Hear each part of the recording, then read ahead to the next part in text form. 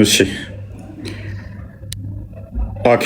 ዛሬ የምንመለከተው እንግዲህ ከሰሞኑ የቀጠለ ነው። ከሰሞኑ የቀጠለ ይሆናል ማለት ነው። ከሰሞኑ የቀጠለ ይሆናል።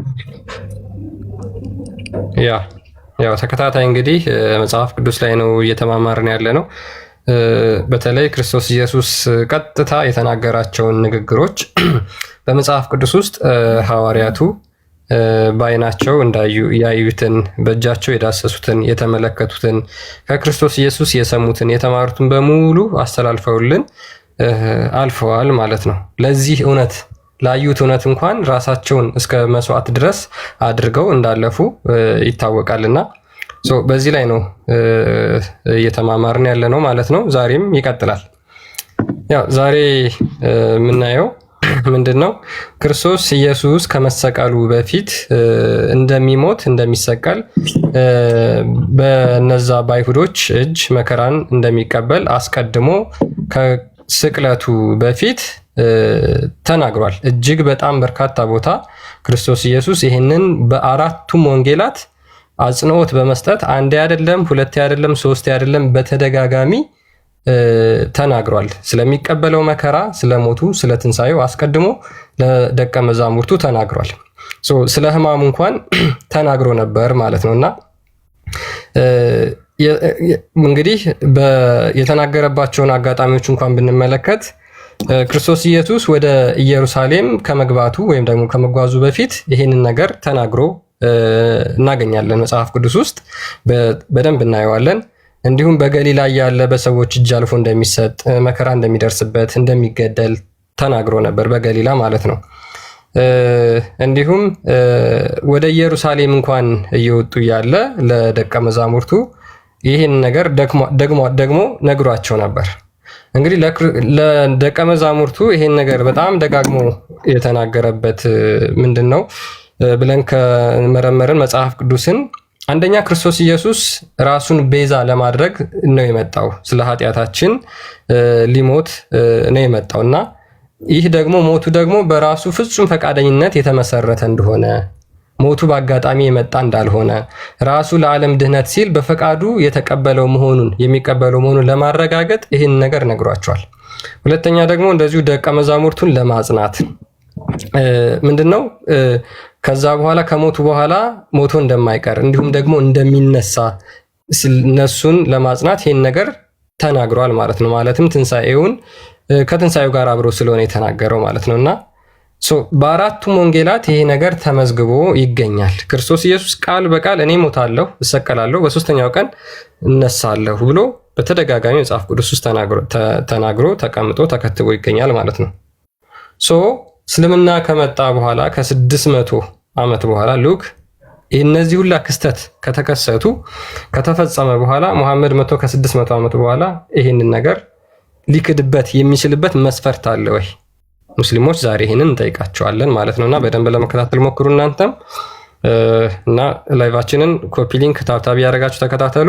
ዩቲዩብ ቻናል ላይም እየሄዳችሁ በእፎይ ዩቲዩብ ቻናል ላይቭን መከታተል ትችላላችሁ። እዛም እየተላለፈ ስለሆነ ማለት ነው። እፎይ ዩቲዩብ ቻናል ብላችሁ ሰርች ብታደርጉ ይመጣላችኋል። በዛም መከታተል ትችላላችሁ። መቀጠል እንችላለን። እፎይ መግቢያውን እንደነገራችሁ ክርስቲያን የክርስትና ዋና መሰረቱ ክርስቶስ ሞትና ትንሣኤ ነው የሚታወቀው። ይሄ ዋና ማንደራደርበት አለታችን ክርስቶስ ሞትና ትንሣኤው ደግሞ ወለል ያለ ግልጽ በሆነ ሁኔታ ተመዝግቦልን ይገኛል። እስልምና ደግሞ በዋናነት የተመሰረተው የክርስቶስን ሞትና ትንሣኤ ክዶ የመጣ ሃይማኖት ነው። አልሰቀሉትም፣ አልገደሉትም፣ አልተሰቀለባቸውም፣ ተመሰለባቸው የሚል መፈክር ይዘው እንደመነሳታቸው እኛ ድነትን በቤዛነት በመስቀል ላይ በተከፈለልን አግኝተናል ብለን እናምናለን። ይሄን መሰረት በማድረግ የእምነታችን መሰረት ትልቁ መሰረታችን የሆነውን ስቅለትና ሞትን እንዲሁም ደግሞ ትንሣኤን ክርስቶስ ምን ብሎ አስቀድሞ አስተምሮ ነበረ? እንዴት ሰብኮት ነበረ?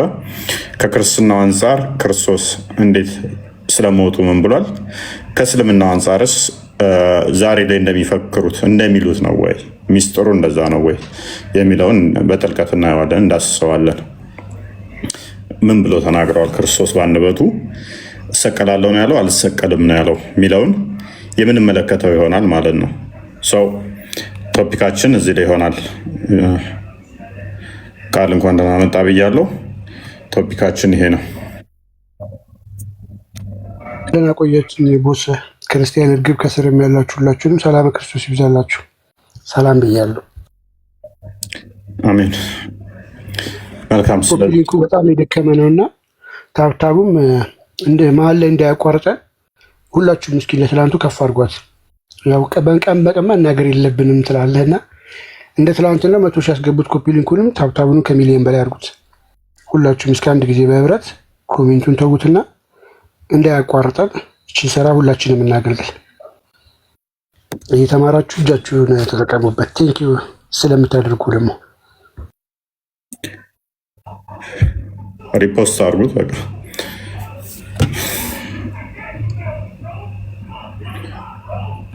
ኦኬ።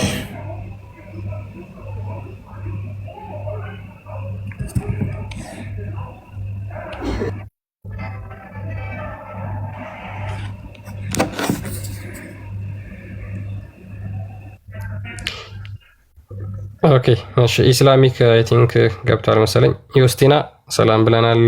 ደህናሽ? እንኳን ደህና መጣሽ። ኦኬ መልካም። ዮስቲና እንኳን ደስ ያለሽ። 200 ሺህ ገብታለች። ጀግና እህታችን እንዴት ነሽ? እግዚአብሔር ይመስገን። ሰላም ሁላችንም ሰላም ብዬ አለን። እንዴት ነው? እንኳን ደስ ያለሽ። እንኳን አብሮ ደስ ያለን። ደስ ይላል፣ ደስ ይላል፣ ደስ ይላል። 200 ሺህ ጀግና ጀግና። በጣም ጎበዝ ልጅ ነች። ኮፒ ሊንክ በደንብ አድርጉላት። በደንብ ከሚለቁት አንዷ ነች። በጣም ጥሩ ስራ እየሰራች ነው። በጣም ደስ ብሎናል።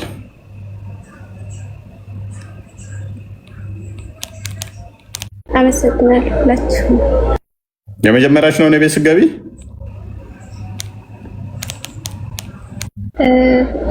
ያ ሌላ ነበረኝ፣ ያኛው ተዘግቶብኝ ነው። ያ ሌላ እንዳለሽ አውቃለሁኝ። በአጭር ቀን ውስጥ ነው ይሄን የገባሽው? አይ ቲንክ በቅርብ ቀናት ውስጥ የተከፈተ መሰለኝ። ያኛው ረጅም ጊዜ ነበር። አዎ ያኛው ቆይታ፣ ይሄኛው ትንሽ ወር ነው። በጣም ጎበዝ። እንደ እህታችን በአጭር ቀን ውስጥ ሌሎቹንም ፎሎ አድርጋችኋቸው ከፍ እንዲል አካውንታቸው ተደራሽ እንዲሆኑ አድርጓቸው። በጣም ጎበዝ ልጅ ነች።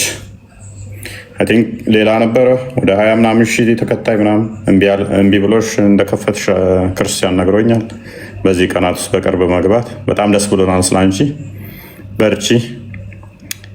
ሌሎቻችሁ ፎሎ ያላደረጋችኋት ፎሎ አድርጓት፣ የሌሎችን ፎሎ አድርጉ፣ ኮፒ ሊንክ አድርጉላት በተረፈ እና ደስ ብሎናል። በርቺ ለማለት ነው። ቪዲዮ ኦኬ። በርቺ ዮስቲና።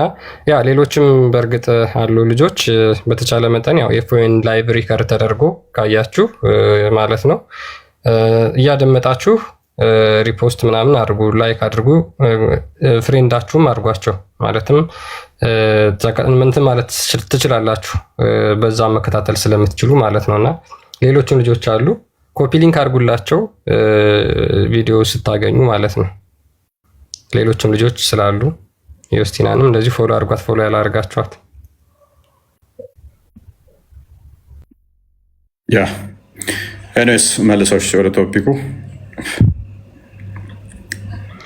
ያ ቶፒካችን ላይ እንመለስና ያ እንግዲህ ሙስሊሞች እስኪ ዛሬ የሚመልሱትን መልስ ለማየት እንሞክራለን። ለምንድን ነው መጽሐፍ ቅዱስን ቃል በቃል የተጻፈውን የማትቀበሉት ነው? ሉክ እንግዲህ የክርስቶስን ስቅለት የሚቃወም ሰይጣን ብቻ ነው። በነገራችን ላይ የክርስቶስን ስቅለት የሚቃወም አካል ሰይጣን ነው። ስለዚህ ሙሐመድም ይሄንን ያጋንንትን ምስክርነት ያጋንንትን ይዞ መጥቶ ማለት ነው ትምህርት ይዞ መጥቶ ክርስቶስ ኢየሱስን እንደተቀበለ የክርስቶስ ኢየሱስን ስቅለት እንደካደ ይታወቃል። ሙስሊሞች በዛ ስለሚያምኑ ማለት ነው። ስለዚህ ለምንድን ነው ከአጋንንት ምስክርነት ይልቅ የመጽሐፍ ቅዱስን ቃል በቃል ክርስቶስ ኢየሱስ ስለራሱ የመሰከረውን የማትቀበሉት? ሙስሊሞች ለምን አትቀበሉም? ቃል በቃል ክርስቶስ ሞታለሁ፣ እሰቀላለሁ፣ በሶስተኛው ቀን ደግሞ እነሳለሁ ብሎ ተናግሯል። ስለዚህ ለምን አትቀበሉም ይህን ምስክርነቱን? የአጋንንት ምስክርነት ብትቀበሉ ይሻላችኋል ወይስ ደግሞ ሙሐመድ ከመወለዱ እስልምና ከመጸነሱ ከ600 ዓመት በፊት ታሪክ ተጽፎ ያለቀ ትምህርትን ክዳችሁ አዲስ የራሱን ፈጠራ ይዞ የመጣን ከምትከተሉ ለምን ያናል አትቀበሉ? ምክንያቱም ሐዋርያት እስከ ዓለም ዳርቻ ፍጥረትን ሁሉ ለወንጌል ስበኩ ተብለው ክርስቶስ ኢየሱስ አዟቸው ነበር። እነዚህም ደግሞ ስለ ህይወታቸው እንኳን ሳይሳሱ ስለ ነፍሳቸው እንኳን ሳይሳሱ ያዩትን እውነትና ያዩትን ሀቅ የሰሙትን ነገር መካድ ስላልቻሉ እስከ ህይወታቸው ፍጻሜ ድረስ መስዋዕት እስከመሆን ድረስ ይህንን እውነት መስክረው ሞተዋል። በሐዋርያት ሥራ ምዕራፍ 4 ላይ እንኳን እንደምናገኘው የክርስቶስ ኢየሱስን ሞትና ትንሣኤ ያዩት ስለሆነ ያረጋገጡት ስለሆነ በዚህ በክርስቶስ ኢየሱስ ስም እንዳትናገሩ እያሉ ወደ እስር ቤት እንኳን ሲያስገባቸው እኛስ ያየነውና የሰማነውን ከመናገር እንትን አንልም አንቆጠብም በማለት ያንን ሞትና ትንሣኤውን በታላቅ ኃይል ሲሰብኩ እንደነበረ መጽሐፍ ቅዱስ በግልጽ ይናገራል። ሰው ለምን አትቀበሉም ይሄንን ሙስሊሞች? ፎዚ ክርስቶስ ቃል በቃል ስለራሱ ስቅለቱ ስለሞቱ ተናግሯል። ሰው ስለሞቱና ስለስቅለቱ ቃል በቃል ከተናገረ ቃል በቃል የተናገረውን ለምን መቀበል ከበዳችሁ? እንዳትቀበሉስ የሚከለክላችሁ ምንድን ነው? የትኛው እንትን ነው የሚከለክላችሁ? በእርግጥ የሚከለክላችሁ አለ ወይ?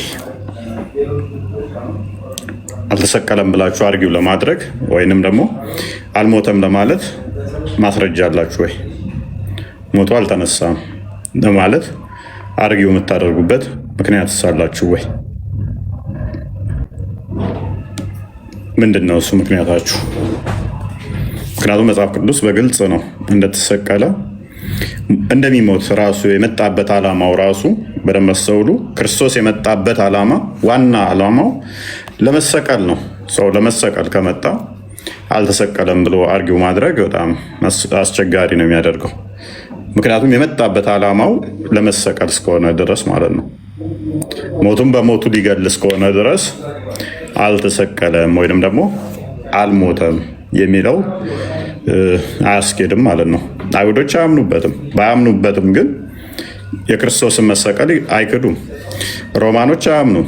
ባያምኑበትም ግን የክርስቶስን መሰቀል ያምናሉ። ክርስቶስን ሰቅለነዋል ብለው ያምናሉ።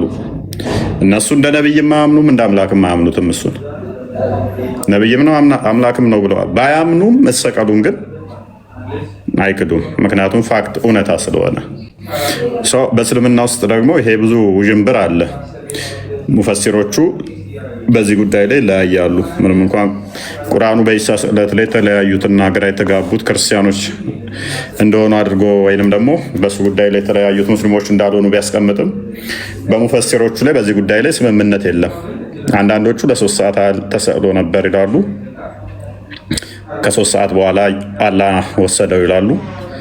አንዳንዶቹ ፌንት አድርጎ ነበረ በመስቀል ላይ፣ ከዛ መቃብር እንትን ሲል አልሞተም ነበር በዛ ወሰደው የሚሉ አሉ። አንዳንዶቹ ተሰቅሏልም ሞቷል፣ ነገር ግን አላህ ነው እንጂ የገደለው እነሱ አይደለም የገደሉት ይላሉ። አንዳንዶቹ ከሰቃዮቹ ወይም ከደቀ መዝሙርቶቹ ውጭ የሆኑት ኢሳን ሊሰቅሉ ከመጡት አንደኛው ተመስሎባቸው የኢሳን መልክ ይዞ ያኛውን ነው የሰቀሉት እንጂ ኢሳን አይደለም ይላሉ። አንዳንዶቹ ደግሞ ነው ኢሳ ራሱ ለደቀ መዝሙርቶቹ የኔን ፊት የሚወስድና የሚሰቀልልኝ ማን ነው ብሎ ሌሎች እንደተሰቀሉለት የእሱ ደቀ መዝሙር ጓደኛው እንደተሰቀለለት የሚያምኑ አሉ። እርስ በርሱ የተጋጨ በዚህ ጉዳይ ላይ ግልጽ ያልሆነ ነገር አለ። ቁርአኑ ደግሞ በዚህ ጉዳይ ላይ አንድ የሚናገረው ነገር የለም። አንድ ጥቅስ ብቻ ነች ያለችው። አልሰቀሉትም፣ አልገደሉትም፣ ተመሰለባቸው ምትል አንድ ጥቅስ ብቻ ነች ያለችው። እሱ ደግሞ በራሱ የሚተረጎም ነው። ቃሉ ሊተረጎም የሚችል ክፍት የሆነ ለኢንተርፕሬቴሽን በር የሚከፍት ወይንም ደግሞ ክፍት የሆነ ነው። ፕላስ ኢሳ በቁርአን ውስጥ ደጋግሞ እንደሚሞት ደጋግሞ ተናግሯል። አንድም ቦታ ላይ አልሞትም ብሎ አልተናገረም። በተደጋጋሚ ግን እንደሚሞት በቁርአን ውስጥ ተናግሯል። ሰው እንደዛ ከሆነ በአንደበቱ ትናንትና ባየነው ላይ ሐዋርያቶቹ ማን ነው በሚለው ላይ ሐዋርያቶቹ ምንም እንኳን በእስልምናው ሙፈሲሮች ዘንድ የተለያዩ እይታዎች ቢኖሩም አንዳንዶቹ 14 ናቸው ይላሉ፣ አንዳንዶቹ 13፣ አንዳንዶቹ 12፣ አንዳንዶቹ 19። ዞሮ ግን ከሐዋርያቶች ውስጥ ጳውሎስን ይጠቅሳሉ፣ ዮሐንስን ይጠቅሳሉ፣ እነ ማቴዎስን ይጠቅሳሉ። እነኚህ የሚጠቅሷቸው ሐዋርያቶች ሙፈሲሮቻቸው ኢየሱስ ተሰቅሏል ብለው ነው የሚያምኑት። ኢየሱስ ተሰቅሏል ብለው ካመኑ የእነኚህ ሐዋርያቶች አስተምሮ እንደዛ እምነታቸው እንደዛ ከሆነ ኢየሱስን በግልጽ ደግሞ ተሰቅያለሁ እሰቀላለሁ ብሎ ተናግሮ ከነበረ ያንንም ተሰቅሏል ብለን ካመንን እንደተሰቀለም መረጃዎች ካለን ሙስሊሞች እዚህ ላይ ምንድነው እሱ ዳውታቸው የኢየሱስን ክርስቶስ ስቅለት ላለመቀበል ምክንያታቸው ምን ይሆናል የሚለው ይሆናል ማለት ነው ዛሬ ጥያቄያችን። ፎዚ እና ማሂር እንኳን ደህና መጣችሁ።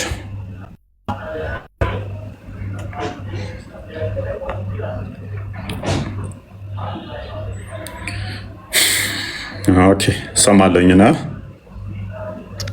ይሰማል። ፎዚ ያለሽ? ኦኬ አንድ ጥቅስ እንመልከት። እሺ ዮሐንስ ወንጌል ምዕራፍ 1:2 ገና ሲጀምር ክርስቶስ እንደሚሰቀል በምሳሌ ነግሯቸው ነበረ። እጅግ ደጋግሞ ነው ክርስቶስ አንድ አይደለም በጣም ብዙ ጊዜ ነው የነገራቸው። እንደሚሰቀል ነግሯቸዋል፣ እንደሚሞት ነግሯቸዋል፣ ሞቶ በሶስተኛው እንደሚነሳ ነግሯቸዋል፣ ከተሰቀለ ከተነሳ በኋላ ነግሯቸዋል። በጣም ደጋግሞ ነው የነገራቸው እና በምሳሌ ነግሯቸዋል፣ ቀጥታ ነግሯቸዋል። መሰቀሉን ሲቃወሙ ገስጿቸዋል። እሰቀላለሁ ብሎ ሲል ኖ አትሰቀል ብለው ሲሉት ይቅር ምናምን ብለው ሲሉት እናንተ ሰውን ነው የምታውቁት፣ ይሄ አትሰቀል ማለት ይሄን መቃወም እኔ መጣሁት የዲያብሎስን ስራ ላፈርስ ሆኜ አትሰቀል ማለት የሰይጣንን ሀሳብ ነው። አትሰቀል ብሎ ማለት በራሱ የሰይጣን ሀሳብ ነው። ምክንያቱም ሰይጣን ክርስቶስ እንዲሰቀል አይፈልግም። ለምን? ክርስቶስ የሚቀጠቀጥበትና ሞት የሚሻርበት ስለሆነ፣ ሰይጣን የሚመታበት ስለሆነ፣ ሰይጣን ደግሞ ሽንፈትን ስለማይፈልግ መሸነፍን ስለማይፈልግ የክርስቶስን ስቅለት ይቃወማል፣ እንዳይሰቀል ይፈልጋል። እና የሚቃወሙትን እንኳን አስቀድሞ ገና አትሰቀል ይቅርብህ ሲሉ ይቆጣቸውና ይገስጻቸው ነበረ። ሰው እንደዚህ ከሆነ ክርስቶስ በተደጋጋሚ አጽንኦት ሰጥቶ እንደሚሰቀል ከተናገረ ምንድነው ያገዳቸው ታዲያ ሙስሊሞችን ክርስቶስ መሰቀሉን ለመቀበል ለምንድነው የከበዳቸው? ክርስቶስም እንደዚህ አለ። ኢየሱስም መልሶ ይህን ቤተ መቅደስ አፈርሱት፣ በ3 ቀንም አነሳዋለሁ አላቸው። ምን አላቸው? ይህን ቤተ መቅደስ አፈርሱት፣ በስንት ቀን አነሳዋለሁ አላቸው? በ3 ቀን። ሰንበዴ ያነሳልኛል አለም ያለው።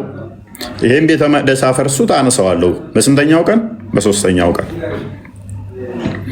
ስለዚህ አይሁድ ይህ ቤተ መቅደስ ከ46 ዓመት ጀምሮ ይሰራ ነበር፣ አንተስ በ3 ቀን ታነሳለህን አሉት። እነሱ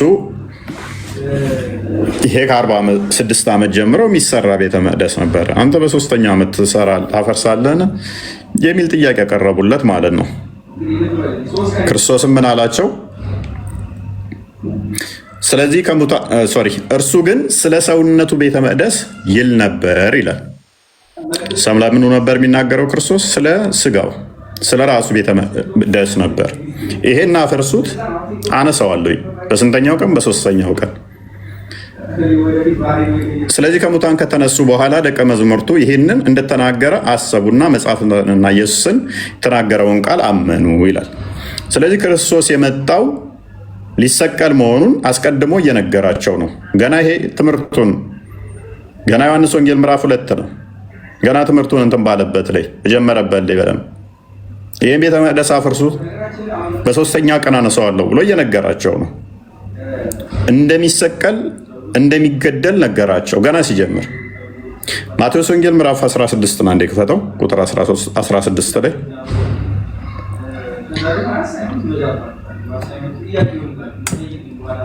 ሶሪ ማቴዎስ ወንጌል ምዕራፍ 20 ቁጥር 28 ላይ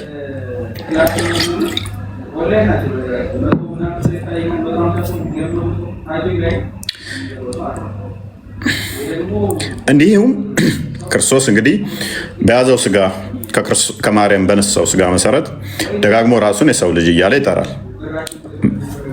እንዲሁም የሰው ልጅ ሊያገለግል ነፍሱንም ለብዙዎች ቤዛ ሊሰጥ እንጂ እንዲያገለግሉት አልመጣም አለ።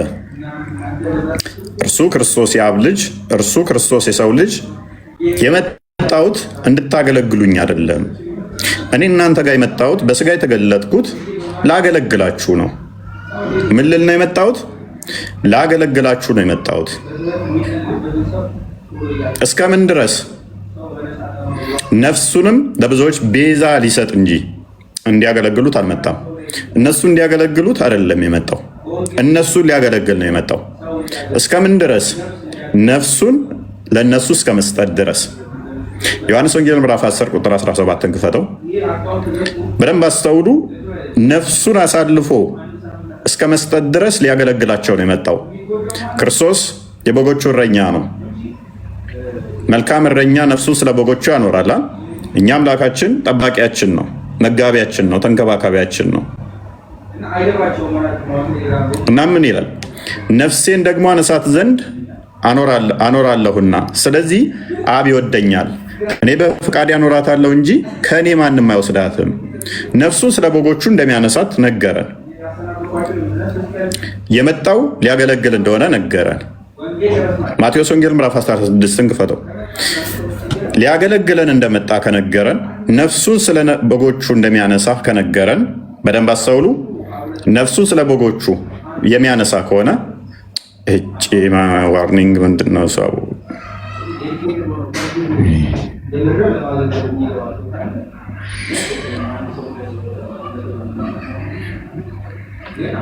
አሁን ምን ተፈጠረና ነው እንደሚሰጠኝ ማስጠንቀቂያ የሚሰጠኝ?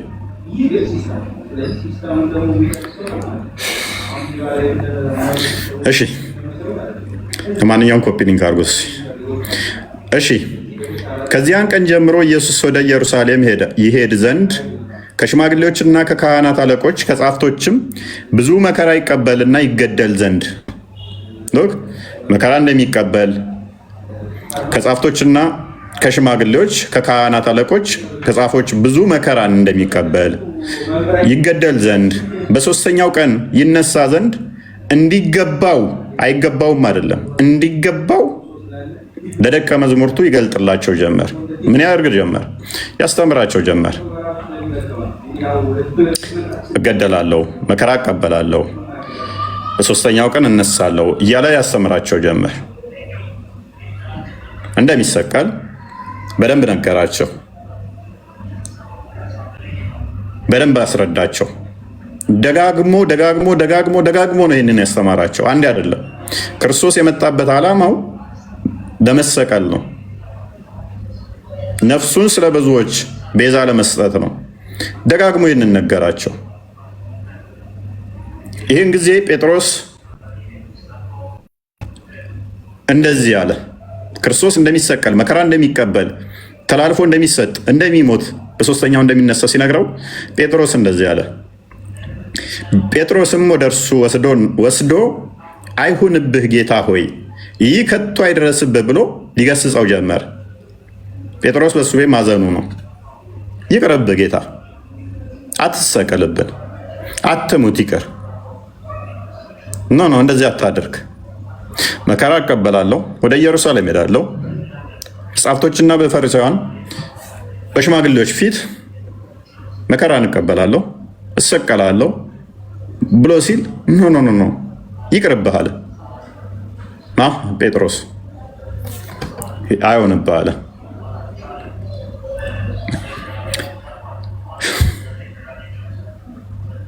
ኢየሱስ ምን አለው? ኢየሱስ ምን አለው? እውነት ብለሃል፣ ይሄ ነገር ትክክል ነህ፣ መልካም ሀሳብ ነው አለው ኢየሱስ። ኢየሱስ ምን አለው? እርሱ ግን ዞር ብሎ ጴጥሮስን ወደ ኋላዬ ሂድ አንተ ሴጣን፣ የሰውን እንጂ የእግዚአብሔርን አታስብምና እንቅፋት ሆነህብኛል አለው። ኖ እንዳትሰቀል ይቅር እያለ ጴጥሮስ እየሞገተ ያለው የማን ሀሳብ ይዞ ነው? የሴጣንን ሀሳብ ይዞ ነው ጴጥሮስ እየሞገተ ያለው። ክርስቶስ አልተሰቀለም አይሰቀል ብሎ ማለትም ሆነ አልተሰቀለም ማለት የሴጣን ሀሳብ ነው፣ የሴጣን አስተምሮ ነው። አወገዘው ክርስቶስ። ይሄንን ተለይከን ያለው የሰውን ነው የምታውቀው እንጂ አንተ የእግዚአብሔርን አታውቅም ማለት ነው። እኔ የመጣሁበት የተገለጥኩበትን ዓላማ አላወቅም ማለት ነው። ምክንያቱም ክርስቶስ የተገለጠው ክርስቶስ የመጣው ቤዛ ሊሆን በሞቱ ሞትን ሊሽር ዲያብሎስን ሊያፈርስ ነው። ዕብራውያን ምዕራፍ 2 ቁጥር 15 እና እንደክፈተው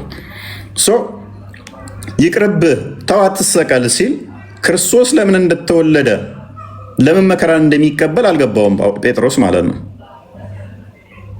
እንግዲህ ልጆቹ በስጋና በደም ስለሚካፈሉ እርሱ ደግሞ በሞት ላይ ስልጣን ያለውን በሞት እንዲሽር ይኸውም ዲያብሎስ ነውና በሕይወታቸውም ሁሉ ስለ ሞት ፍርሃት በባርነት የታሰሩ የነበሩትን ሁሉ ነፃ እንዲያወጣ በስጋና በደም እንዲሁ ተካፈለ። ስለዚህ የዲያብሎስን ስራ ለማፍረስ ሞትን በሞቱ ለመሻር በስጋ እንደተካፈለ ጴጥሮስ አልገባውም ማለት ነው። ጴጥሮስን መገሰጽ ጴጥሮስ ክርስቶስን ተው ይቅር አትሰቀል ማለት ጀመረ።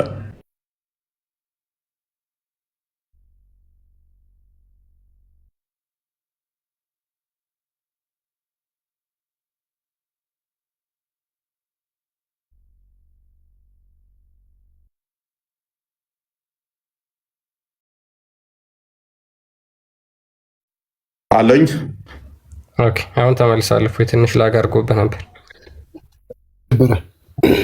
ኦኬ አይደለም የቱ ጋር እንደቆምኩም አላውቅም።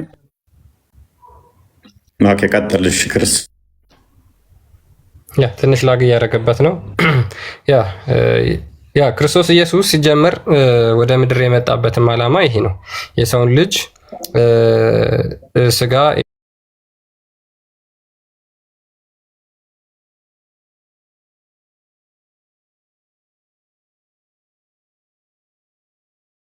ስርየትን ሊሰጠን እንደሆነ መጽሐፍ ቅዱስ ስለሚናገር ክርስቶስ ኢየሱስ የመገለጡን በስጋም የተገለጠበት ምክንያት ይህ ነውና ማለት ነው።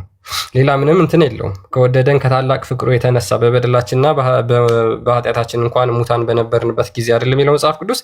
ስለዚህ ክርስቶስ የመጣበት ዓላማው ምንድን ነበር ማለት ነው? ነፍሱን ለብዙዎች ቤዛ ሊሰጥ ነው ማለት ነው። ስለዚህ መጽሐፍ ቅዱስ ላይ በግልጽ ተቀምጧል። ምን ብሎ? ክርስቶስ ኢየሱስ እንደሚሰቀል ከዛ በኋላ እንደሚሞት በሶስተኛው ቀን እንደሚነሳ መጽሐፍ ቅዱስ ላይ ተቀምጦ ይገኛል። ይህ ደግሞ የሆነው ክርስቶስ የራሱን ስቅለቱን አስቀድሞ ከመሰቀሉ በፊት በጣም በተደጋጋሚ ነግሯቸዋል። ሙስሊሞች ደግሞ ይሄንን ለምንድን ነው የማትቀበሉት ነው። መጀመሪያ ላይ እንዳልኳችሁ ሜይ ቢ ሙስሊሞች ካሉ አሁን ማውራት እንችላለን ከነሱ ጋር። ማሂር አለህ? ማሂር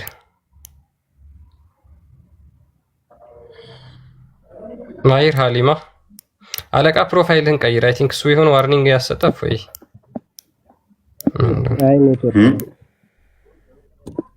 አለቃ የሚለው ፕሮፋይል ዋርኒንግ ያሰጣል። አይ ዶንት ኖ የሚያስፈራ ነገር ስለሆነ ሜይ ቢ እንዴ እኔ አሁን በዋና አካውንት እኮ አላስገባ ብሎኝ በሌላ ስቀይር የገባሁት የሆነማ ለውጣለሁ። ኦኬ አይደን አላውቅም። እንግዲህ ትሰማለህ። እንኳን ደህና መጣ። አመሰግናለሁ። መልካም ሰምተዋል። ክርስቲያን ያለን ምንድነው ጥያቄው? ክርስቶስ እጅግ ደጋግሞ ከመጣበት ዓላማ አንዱ ቤዛ ሊሆን ሊሰቀል እንደሆነ ተናግሯል። እዚህ ላይ ዳውት አለ ወይ? ክርስቶስ መሰቀሉ ላይ ሊሰቀል እንደመጣ አልተናገረም የሚል ሙግት አለ።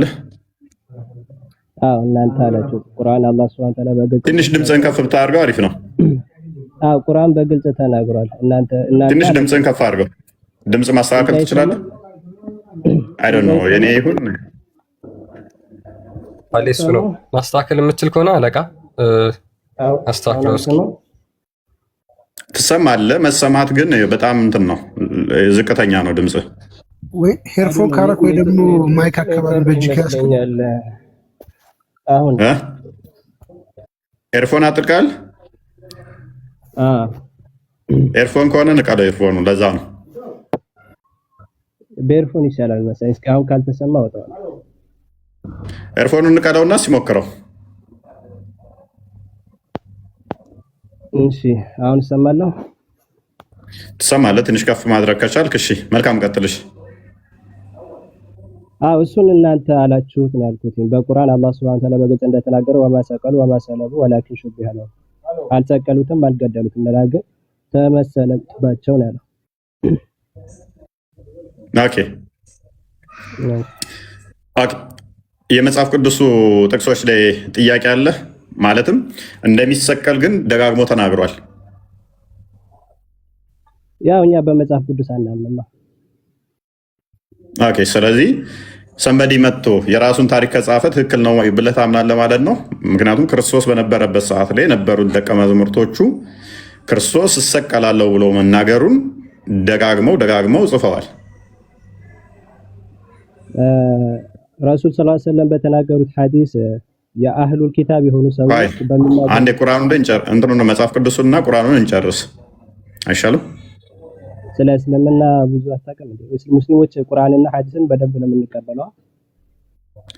ቅድሚያ መጽሐፍ ቅዱስ ላይ በጊዜው የነበሩት ይሰቀላል አሉ። ይሄንን ለምን አትቀበልም? ለምሳሌ በእኛ አላሉማ። ማን ብሏል? ለምሳሌ በእኛ በእስልምና ያለ ሰው አለ? ኢሳ አልሰቀልም ብሏል በእናንተ ቁርአን ላይ? ኢሳ አላህ መስክሮታል እንዳልሰቀሉትም አልሰቀልም ብሎ ተናግሯል። እሰቀላለሁ ብሎም አልተናገረም። ኦኬ ኢሳ ነብይ ነው አይደለም? ነብይ ነው። ኢሳ ነብይ ነው አይደለም? ኦኬ ነብይ ነው። የዮሐንስ ወንጌል ምዕራፍ 17 ቁጥር 3 ላይ እንደተናገረው ጎበዝ፣ ኢሳ ነብይ ነው። በደንብ አስተውሉ። ተመልሶ ይመጣል አይመጣም? ይመጣል። ከኢሳ በኋላ የሚመጣ ነብይ አለ የለም? የለም። ኦኬ ኢሳ የመጨረሻው ነብይ ነው ማለት ነው? አይደለም። አይደለም። ኢሳ ተመልሶ ይመጣል። ከኢሳ በኋላ የሚመጣ ነብይ አለ አልኩት። የለም አለኝ። ኢሳ ይመጣል። ኢሳ የመጨረሻ ነብይ ነው ስለው ደግሞ አይደለም ይለኛል። ይፈጠራል አላልኩም። ኢስላሚክ ዲሌማ። ቆይ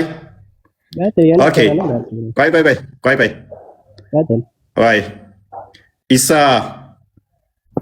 በህይወት አለ የለም? አሁን በህይወት አለ። ፊሰማ በሰማይ። ኦኬ ዘካ ይሰጣል? ሲመጣ የእስልምናን ህግጋት ይከተላል። ዘካ ይሰጣል? አሁን አይሰጥም። አሁን አይሰጥም። ሲመጣ የእስልምና ቴንክ ዩ። አንዴ ሱራ 19:31 አንዴ ክፈትልኝ ክርስቲያን።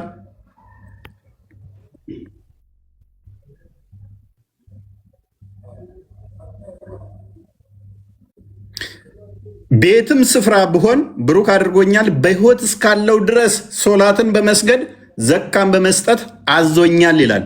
አይሰጥም አሁን አለኝ። ቤትም ስፍራ ቢሆን ዘካን እሰጣለሁኝ በህይወት ካለው አለ። አይሰጥም አለኝ። ስለዚህ በህይወት የለም ማለት ነው። በሰማይ ላይ ያለ የሚል እምነት ነው ያለን። አሁን እንደ ሰዋዊ በምድር ቤትም እኮ እኔ የት ነው ያለው አይደለም ጥያቄ ከወንድማችን አንተ ባልከ መሰረት ቆይ በህይወት ካለ በደንብ አስተውሉ፣ ዘካ መስጠት አለበት። የትም ስፍራ ቢሆን በህይወት ካለ ምን ይላል ቁርአኑ? ወንድማችን በህይወት ካለ ምን ማድረግ አለበት? ሰላትን ይሰግዳል። ዘካንስ?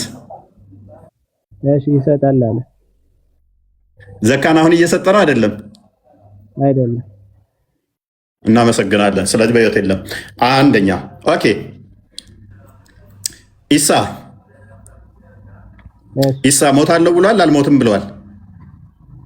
እሞታለሁ ብሏል። እሞታለሁ ብሏል። አልሞትም ተመልሼ እመጣለሁ ያለበት አንድ የቁርአን ጥቅስ ልትሰጠኝ ትችላለህ? አልሞትም ምን የቁርአን ጥቅስ እኮ የአላህ Subhanahu Ta'ala ከላም እኮ ነው። እኛ ቁርአንን እኮ የአላህ Ta'ala ንግግር እንጂ የኢሳ ንግግር ብለን አናምንም። ይኸው እዚህ ጋር እኮ ተናገረ እኮ ኢሳ። ይሄንን አላህ ነው የተናገረው? ኢሳ ነው የተናገረው? አላህ አስታወሰን የተናገረው።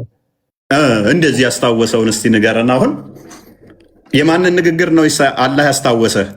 የኢሳ ተናግሯል ብሎ የኢሳን በል። አሁን ኢሳ እንዲህ ተናግሮ ያስታወሰውን አላህ ስጠኝ እስቲ። ተመልሼ እመጣለሁ አልተሰቀልኩም፣ ወይንም ደግሞ ተመልሼ ስመጣ ነው የምሞተው ያለበትን አንድ ጥቅስ ብቻ፣ ብዙ አይደለም የምፈልገው፣ አንድ ብቻ። አልሰማኸኝም ልበል? ቁርአን የማን ንግግር ነው ብያለሁ? እኔ ማንም ይሁን ይኸው እዚህ ጋር እኮ አሳየው። ኢሳ እንደዚህ ብሎ እንደተናገረ አሳየው። እንደዚህ የተናገረበትን አንድ ጥቅስ ብቻ። ይሄንን አላህ Subhanahu Ta'ala አስቀመጠልን በራሱ በከላም እኮ ያንንም እንደዛ ያስቀመጠበትን ብሎ ገለጸልን ነው። እሺ ልስማማልህና ላቅልልልህና ኢሳ ተመልሶ ይመጣል ያለበትን አላህ አንድ ጥቅስ ብቻ ከቁርአን ስጠኝ። ኢሳ ተመልሶ እንደሚመጣ ረሱል ሰለላሁ ዐለይሂ ወሰለም ተናግሯል በሐዲስ አለ። አላህ ያውቀውም ማለት ነው። እናመሰግናለን። ሉክ ረሱል ሰለላሁ ዐለይሂ ወሰለም ከአዳምት አላህ ኢሳማ የሚመጣው ሊፈርድብህ ይመጣል። እኛም እናምናለን እሱን። ኢየሱስ ሊፈርድብህ ዳግም ቆይ አለቃ አንዴ ተመልሶማ ይመጣል። ሊፈርድብህ ይመጣል። እሱን እናምናለን እኛ። ዳግም ይመጣል። አንዴ አዳምጥ፣ አደረበኛ ቁጥር 15 ላይ አድርገው። ክርስቲያን በደንብ አስተውሉ፣ አርጉመንቱን በደንብ አስተውሉ። ኢሳ ነብይ ነው አለኝ። ተመልሶ ይመጣል ብለህ ታምናለህ? አዎ ይመጣል ብዬ አምናለሁ። ከኢሳ በኋላ ተመልሶ የሚመጣ ነብይ አለ አልኩት። የለም አለኝ። which is የመጨረሻው ነብይ ኢሳ ነው ስለው ኖ አይደለም አለኝ። ከራሱ ጋር ተጋጨ። ኢሳ ምን ብሎ ተናግሯል? በህይወት እስካለው ድረስ በየትኛውም ስፍራ ብሆን፣ ሉክ ምድር ላይ ብቻ አይደለም፣ በየትኛውም ስፍራ ብሆን ሰላትን ሰግዳለሁ፣ ዘካ ሰጣለሁ ይላል። ዘካ እየሰጠ ነው ብዬ ስጠይቀው አሁን አይደለም አለኝ። በህይወት የለም ማለት ነው። በራሱ ንግግር መሰረት በህይወት ካለ ዘካ መስጠት፣ ሰላት መስገድ ግዴታው ስለሆነ ነጠለና ሰላት እየሰገደ ነው፣ ዘካ ግን እየሰጠ አይደለም አለኝ። የሚል የለውም። በህይወት እስካለው ድረስ ዘካን ሰላትን አደርጋለሁ ብሏል። አልሞትም ያለበት አለ? የለም። ተመልሼ እመጣለሁ ያለበት አለ? የለም። አላህ ተመልሶ ይመጣል ያለበት አለ? የለም። እሞታለሁ ብሏል ወይ? መጽሐፍ ቅዱስ ላይ ደጋግሞ ክርስቶስ ቤዛ ሊሆን እንደመጣ፣ በሞቱ ሞቱን ሊሽር እንደመጣ፣ በሶስተኛው ቀን እንደሚነሳ፣ እንደሚሰቀል፣ መከራን እንደሚቀበል ደጋግሞ እንደሚሞት ተናግሯል። በቁርአን ላይ አልተናገረም ወይ? ተናግሯል። ቁርአን ላይ ደግሞ እንዲህ ብሏል፣ በተወለድኩበት ቀንና በሚሞትበትም ቀን ሕያው ሆኖ በሚነሳበትም ቀን ሰላም በእርሱ ላይ ይሁን። እንደሚሞት ቁርአኑ ግልጽ በሆነ ሁኔታ ተናግሯል ማለት ነው። ኢሳ እንደሚሞት፣ እንደሚሞት በግልጽ ቁርአኑ ተናግሯል።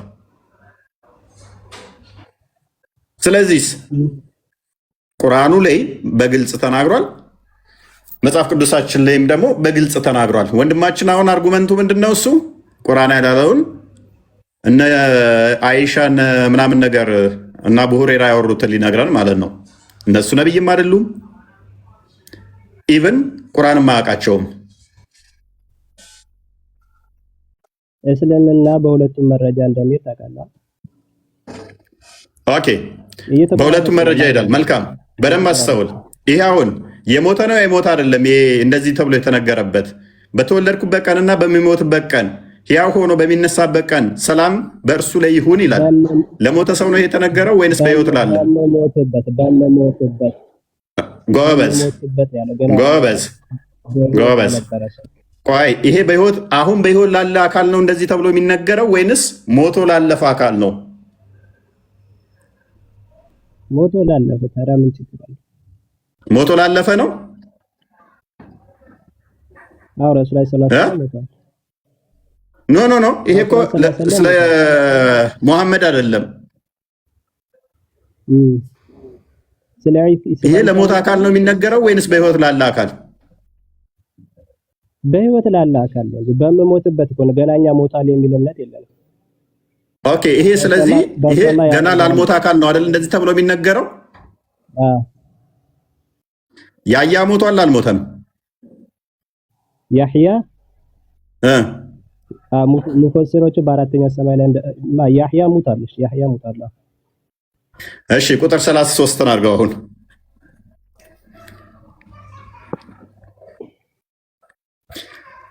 ሰላምን በእኔ ላይ ነው በተወለድኩ ቀን በምሞትበትም ቀን ሕያው ሆኜ በምቀሰቀስበትም ቀን ማስተውሉ። ቁጥር 15 እና ቁጥር 33 ተመሳሳይ ናቸው። አለቃ እንዴት እንደተበላ አልገባውም። አሁን ተመሳሳይ ናቸው። ቆይ ምን አለን? ለሞተን የተነገረው አለን። ጨረስን ማለት ነው። ኢሳ ሞቷል። ማን ነው ይሄ? ያህያ ይሄ ስለ ኢሳ አይደለም ያወራው። ተመሳሳይ ጥቅስ ነው። በምሞትበት ቀን ስላለ አልክ፣ ገና አልሞተም የሚያሳይ ነው አልክ። ያህያ ሞቷል አልሞተም ስልህ ሞቷል አልክ። ስለዚህ በምሞትበት የሚለው አነጋገር ለሞተ ነገር የሚነገር ነው ማለት ነው። ለያህያና ለኢሳ የተነገረው ተመሳሳይ አረፍተ ነገር ስለሆነ ያህያ ሞቷል ካልክ ኢሳም ሞቷል። ፔሬድ። የሁለቱም አንድ አይነት አረፍተ ነገር ነው የተነገረባቸው። ሱራ ስንት? ያህያው 15 እና 33 ሱራ መርየም ላይ ሱረቱ መርየም ላይ ሱራ መርየም اللهم استعان አገኘው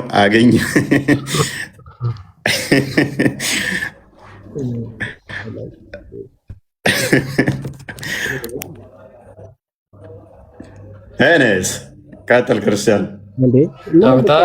በጣም ግልጽ ነው። በነገራችን ላይ ለያህያ ሳይንስ ለኢሳ አለይሂ ሰላም ቁጥር 15 ያህያን ኬታ መጣ።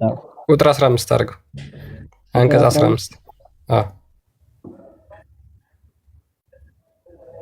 ያህያ በህይወት እያለ ምን ብሏል? ሰላም በእኔ ላይ ነው በተወለድኩ ቀን በሞትበትም ቀን ሕያው ሆኜ በምቀሰቀስበትም ቀን ብሎ ተናግሯል። ነገር ግን ሞቷል። ከዛ በኋላ በትርጉሙ መልሰ ኦኬ ይሄው ቁጥር 15 ስለ ያህያ ነው የሚያወራው። ምን ይላል? ቁጥር 12 ጀምሮ ያህያ ሆይ መጽሐፉን በጥብቅ ያዝ አልነው እያለ ይቀጥልና ቁጥር 15 ላይ በተወለድኩበትም ቀን በሞትበትም ቀን ሕያው ሆኜ በምነሳበትም ቀን ሰላም በእርሱ ላይ ይሁን ብሎ ተናግሯል። ትርጉሙን አታበላሽ። ተናጋሪው ማን ነው? ማንም ይሁን በህይወት እያለ ነው የተናገረው ይሄ ቃል ራሱ ቢኖሮ ትክክል። ተናጋሪው አላህ Subhanahu Ta'ala ነው። በተወለደበትም ቀን በህይወት እያለ ነው ወይስ አይደለም? ተናጋሪው ሌላ ካለው እንጂ አለቃ ምንም እኮ ማተር የሚያደርግ ነገር እኮ አይደለም እያነሳ ያለው። በእናትህ ሁለቱንም አላህ ተናግሮታል ብለህ ነው አንተ የምታምነው አይደል? ይሄያ ቆይ ሁለቱንም አላህ ነው የተናገረው። አይ አለቃ ተናጋሪው ማለት አለቃ አዳምጥ። ቆይ ቁርአን ውስጥ ካላህ ውጭ ሌላ አካል የተናገረ አለ ማለት ነው? ቁርአን ውስጥ ሌሎች የተናገሩትን አላህ Subhanahu Ta'ala ያስታውሰናል ብያለሁ መጀመሪያ። ቆይ ቁርአን ውስጥ ያላ ቃል ያልሆነ አለ ማለት ነው? የአላህ Subhanahu Ta'ala ንግግር ሆኖ ያላ ቃል ያልሆነ አለ የለም? መልስልን እባክህ፣ ዳይሬክት መልስልን። ቅድም ምን እያለን ነበረ? ያላ ንግግር ነው እያለን። ያላ ቃል ያልሆነ አለ ማለት ነው? ምንም እንትን አትበል። እዚህ ጋር ያህያን የተናገረ ያላ ቃል ያልሆነ አለ የለም? ቁርአን ውስጥ እየተቆራረጥክ ነው ማለት በደምብ ሰማለሁ። የተናገረው ያህያ ነው ወይ? ሰማለሁ። ቁርአን ያላ ቃል ያልሆነ አለ ወይ ቁርአን ውስጥ? ቁርአን የአላህ ቃል ነው አልኩ። ሌሎቹ የተናገሩት ንግግር አላህ Subhanahu Ta'ala ተናግሯል ብሎ ይገልጻል። በቃ ስለዚህ አላህ ነው ሁለቱ ጋርም ተናጋሪው ነው። የለም እዛ ጋር ኢሳ ተናገረ ብሎ ገልጿል። ልዩነቱን አስረዳን። ቆይ ወንድማችን ልዩነቱ ገብተዋል። ግን ክፍሉ እኮ ምንም ልዩነት የለውም። ያህያም በተወለድኩበት ቀን አለ፣ ኢሳም በተወለድኩበት ቀን አለ። በምሞትበት ቀን አለ ያህያ አላለም። ቆይ በሚሞትበት ቀን አልመጣም? ሞቷል። እሺ አልሞተም ያህያ? ያህያ ላለማ ራሱን እኔ በተወለድኩበት ቀን አይልም። እናመሰግናለን። ስለዚህ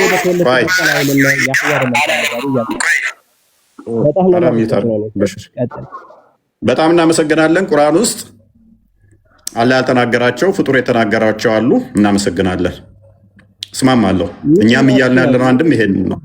ይህንን ለምሳሌ አላህ ተናግሮታል፣ ያኛውን ደግሞ ኢሳን የተናገረው አይደለም። ኢሳ መናገሩን አላህ ሱብሃነሁ ወተዓላ ገለጸ። አለቃ ቆይ በቀላሉ ችግር የለውም። እንደሚሞት አላህ የህያ እንደሚሞት ቀድሞ ተናግሯል አይደል? በህይወት እንደሚወለድም እንደሚሞትም ተናግሮለታል። ስለዚህ አላህ የህያ እንደሚሞት ከዛ ህያ ሆኖም እንደሚቀሰቀስ ተናግሯል አይደለ? ተናግሮለታል አላህ። አዎ አላህ ሱብሃነሁ ወተዓላ ተናግሯል። በጣም ጥሩ። እዚህ ጋር ደግሞ ኢሳ ራሱ ነው የተናገረው ስለ ራሱ ማለት ነው። ኢሳ ራሱ ስለ ራሱ ምን ብሎ ተናገረ? በተወለድኩበትም ቀን በምሞትበትም ቀን ህያ ሆኜ በምቀሰቀስበትም ቀን ብሎ ራሱ ኢሳ ተናግሯል ማለት ነው ስለ ራሱ። ቴንኪው። ምንም እኮ አባስኮ የባሰ ያኛውን አላህ ነው የተናገረለት። ኢሳ ደግሞ ትንቢት ተናግሯል ስለ ራሱ ሞት ማለት ነው። ቆይ አለቃ እኔ ተስማማው ከአንተ ጋር ያኛውን አዳምጥ አለቃ። ያኛውን ለያያ አላህ ተናገረለት አይደለ? ይሄንኛውን ደግሞ ኢሳ ተናገረ። ኢሳ ከራሱ ነው የተናገረው ወይንስ ከአላህ የሰማውን? ሁለቱንም የአላህ ሱብሃነሁ ወተዓላ ንግግር ነው። እናመሰግናለን። በቃ እናመሰግናለን። ጨረስን። ኦኬ ሰላም ናቸው። ይደርባል። አይ ቲንክ ድምፅህን አስተካክለው። አንዴ ጥያቄ አለኝ። ጥያቄ በኋላ ላይ፣ አሁን ስዕለቱ ላይ ብቻ ሙቤ። እሺ ማሄር ይቀድማል። አይ ቲንክ ማሄር እና አሊማ መቀጠል ይችላሉ።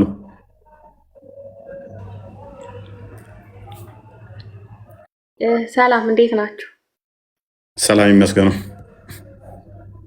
ጥያቄ ነበረኝ። ጥያቄ በኋላ ላይ። ኢየሱስ ቀጥታ የተናገረውን እንደሚሞት እንደሚሰቀል ለምን አታምኝም? አይ ሲጀመር የመሰቀሉስ ጥቅሙ ምንድን ነው? ራሱ ለምንድን ነው የሚሰቀለው? ጥቅሙ ሌላ ጉዳይ እናወራለን፣ እሱ ችግር የለውም። ግን መሰቀሉን መናገሩ ለምን አታምኑ? አይ አልተሰቀለም ስለተባለም በቁርአን ግን እኔ ተሰቅሏል ቢባልም እኔ ጥቅም አለው ብዬ አላምንም ራሱ ማለት ነው። አልተሰቀለም ይላል ግን ቁርአኑ። አልገደሉትም አልሰቀሉትም ይላል አይደል? አልሰቀሉትም እና አልተሰቀለም አይለያይም።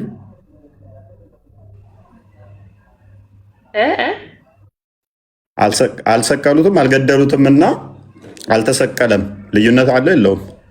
እንዴት ነው የሚለያየው? ተሰቅሏል ለሚሉ ሞተ ለሚሉ ሰዎች ነው አይደለ? አልተሰቀለም አልተገደለም የተባለው እንደዛ ብሎ ለሚያምኑ። አልተሰቀለም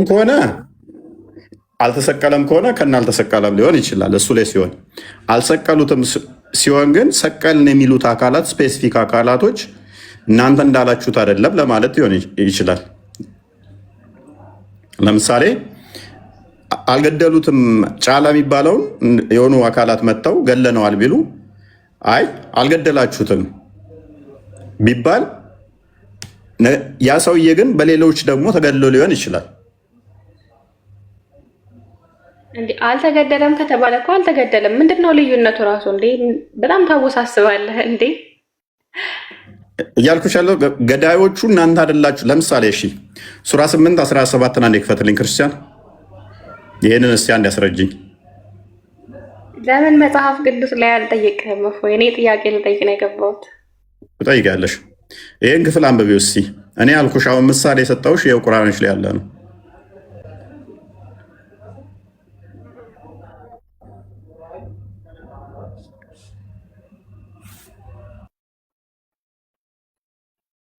ይሄን ክፍል እስቲ አሁን ፈስሪው። እንዴት ነው የምፈስረው? አንብበዋ። ከተነበበ እኮ ግልጽ ነው አይደለ? እኔ ግልጽ አልሆነልኝም። ምክንያቱም አልገደላችኋቸውም አለ። አልገደላችሁም አለን። አሁን አልገደላችሁም እያለ ነው ክፍሉ አይደለ? ግን አላህ ገደላቸው አለ። ኦኬ።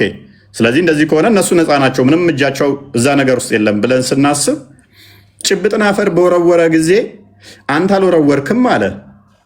ኦኬ። አፈር በወረወራችሁ ጊዜ እናንተ አይደላችሁም የወረወራችሁት አለ። ግን አላህ ወረወረው አለ። አላህ ወረወረው ወደ አይኖቻቸውም አደረሰው አለ። ስለዚህ አላህ ከአርሽ ላይ መጥቶ ጭብጥ አፈር አንስቶ ሰዎቹ ላይ ወረወረባቸውና አይናቸው እስከተተ አላህ ለአማኞቹም ከእነርሱ የሆነን መልካም ጸጋ ለመስጠት ይህንን አደረገ። አላህ ሰሚ አዋቂ ነው አለ። ይህን ክፍል እስቲ አስረጅኝ። እናንተ አልገደላችሁም፣ አላህ ገደላቸው። ጭብጥን አፈር በወረወርክም ጊዜ አንተ አልወረወርክም፣ ወረወርክ ይለውና መልሶ ደግሞ አንተ አልወረወርክም። ምን ማለት ነው?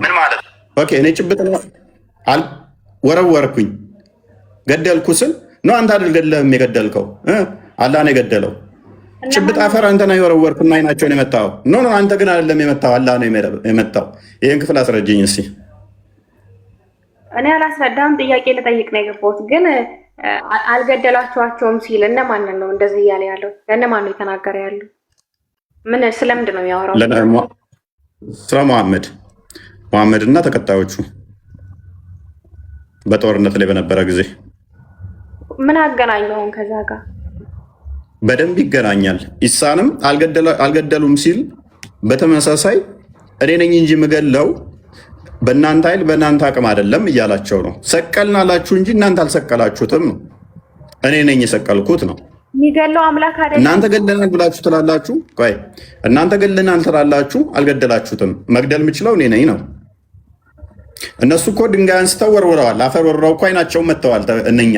ነገር ግን በእናንተ ኃይል አይደለም፣ በእናንተ አቅም አይደለም፣ እኔ ነኝ አይናቸው ላይ ያደረስኩት፣ እኔ ነኝ የወረወርኩት ሲል አላህ መጥቶ ድንጋይ አንስቶ እየተወራወረ ተደባድቦ ነው። መቼም አትይኝም። እናንተ አልወረወራችሁም፣ የወረወርኩት እኔ ነኝ ሲል አላህ መጥቶ ተወራውሮ ነው ብለሽ ነው የምታምኙ? አይለማ እንደዛ። እንዴት ነው እንደዚህ የምትለው አንተ? አይልም እንዴት ያለሽ አንዴ ሙቤ አይልም እንዴት ያለሽ? ክፍሉ እኮ ግልጽ ነው። ከዛ ጋር ምን ነው እያልካለው? ቆይ ጭብጥን አፈር በወረወርክም ጊዜ ማን ነው ወረወርክ የተባለው? አላህ ነው ወይንስ ሙሐመድ እና ተከታዮቹን ነው? አይ አላህንማ አይደለም። ኦኬ አላህን ካልሆነ አልወረወርክም አለው። እሺ በወረወርክም ጊዜ ብሎ አልወረወርክም ማለት ምን ማለት ነው? አስረጅኝ እስኪ። ሁለቱም የሚጋጩ ነገር ናቸው። በወረወርክም ጊዜ አልወረወርክም፣ ሁለቱ አይጋጩ? አይ አንተ አትገላቸውም ለማለት ይሆናል። ሲጀመር ጥያቄም ራሱ ትክክል አይደለም። በጣም የተወሳሰበ ጥያቄ ነው የምጠይቀው። በጣም ግልጽ ነው። ክፍሉን ይኸው።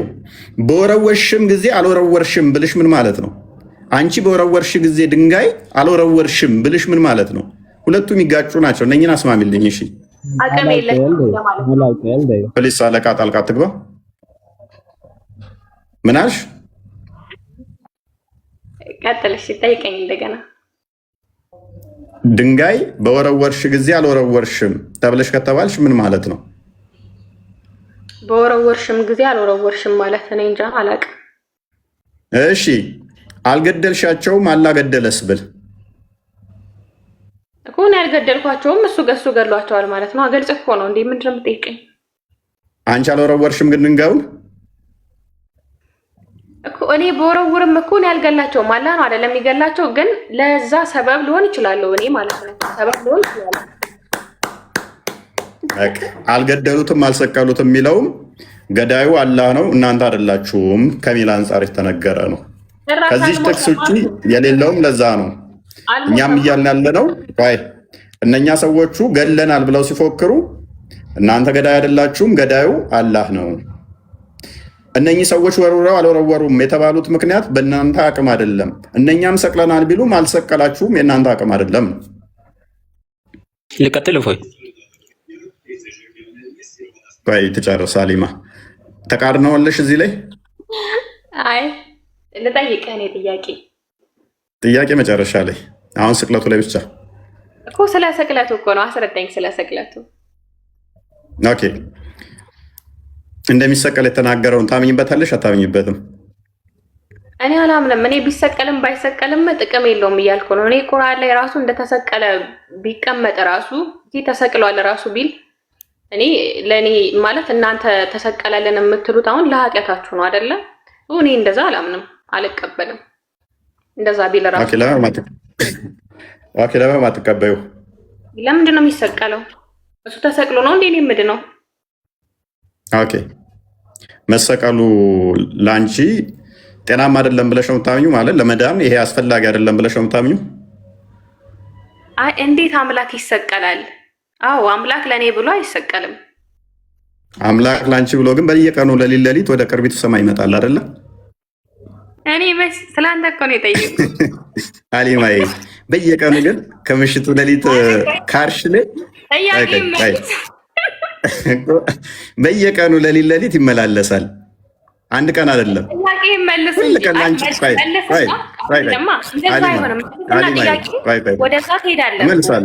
እመልሳለሁ እኮ ሳትሄድ መልሳ አየኩ አይደለም።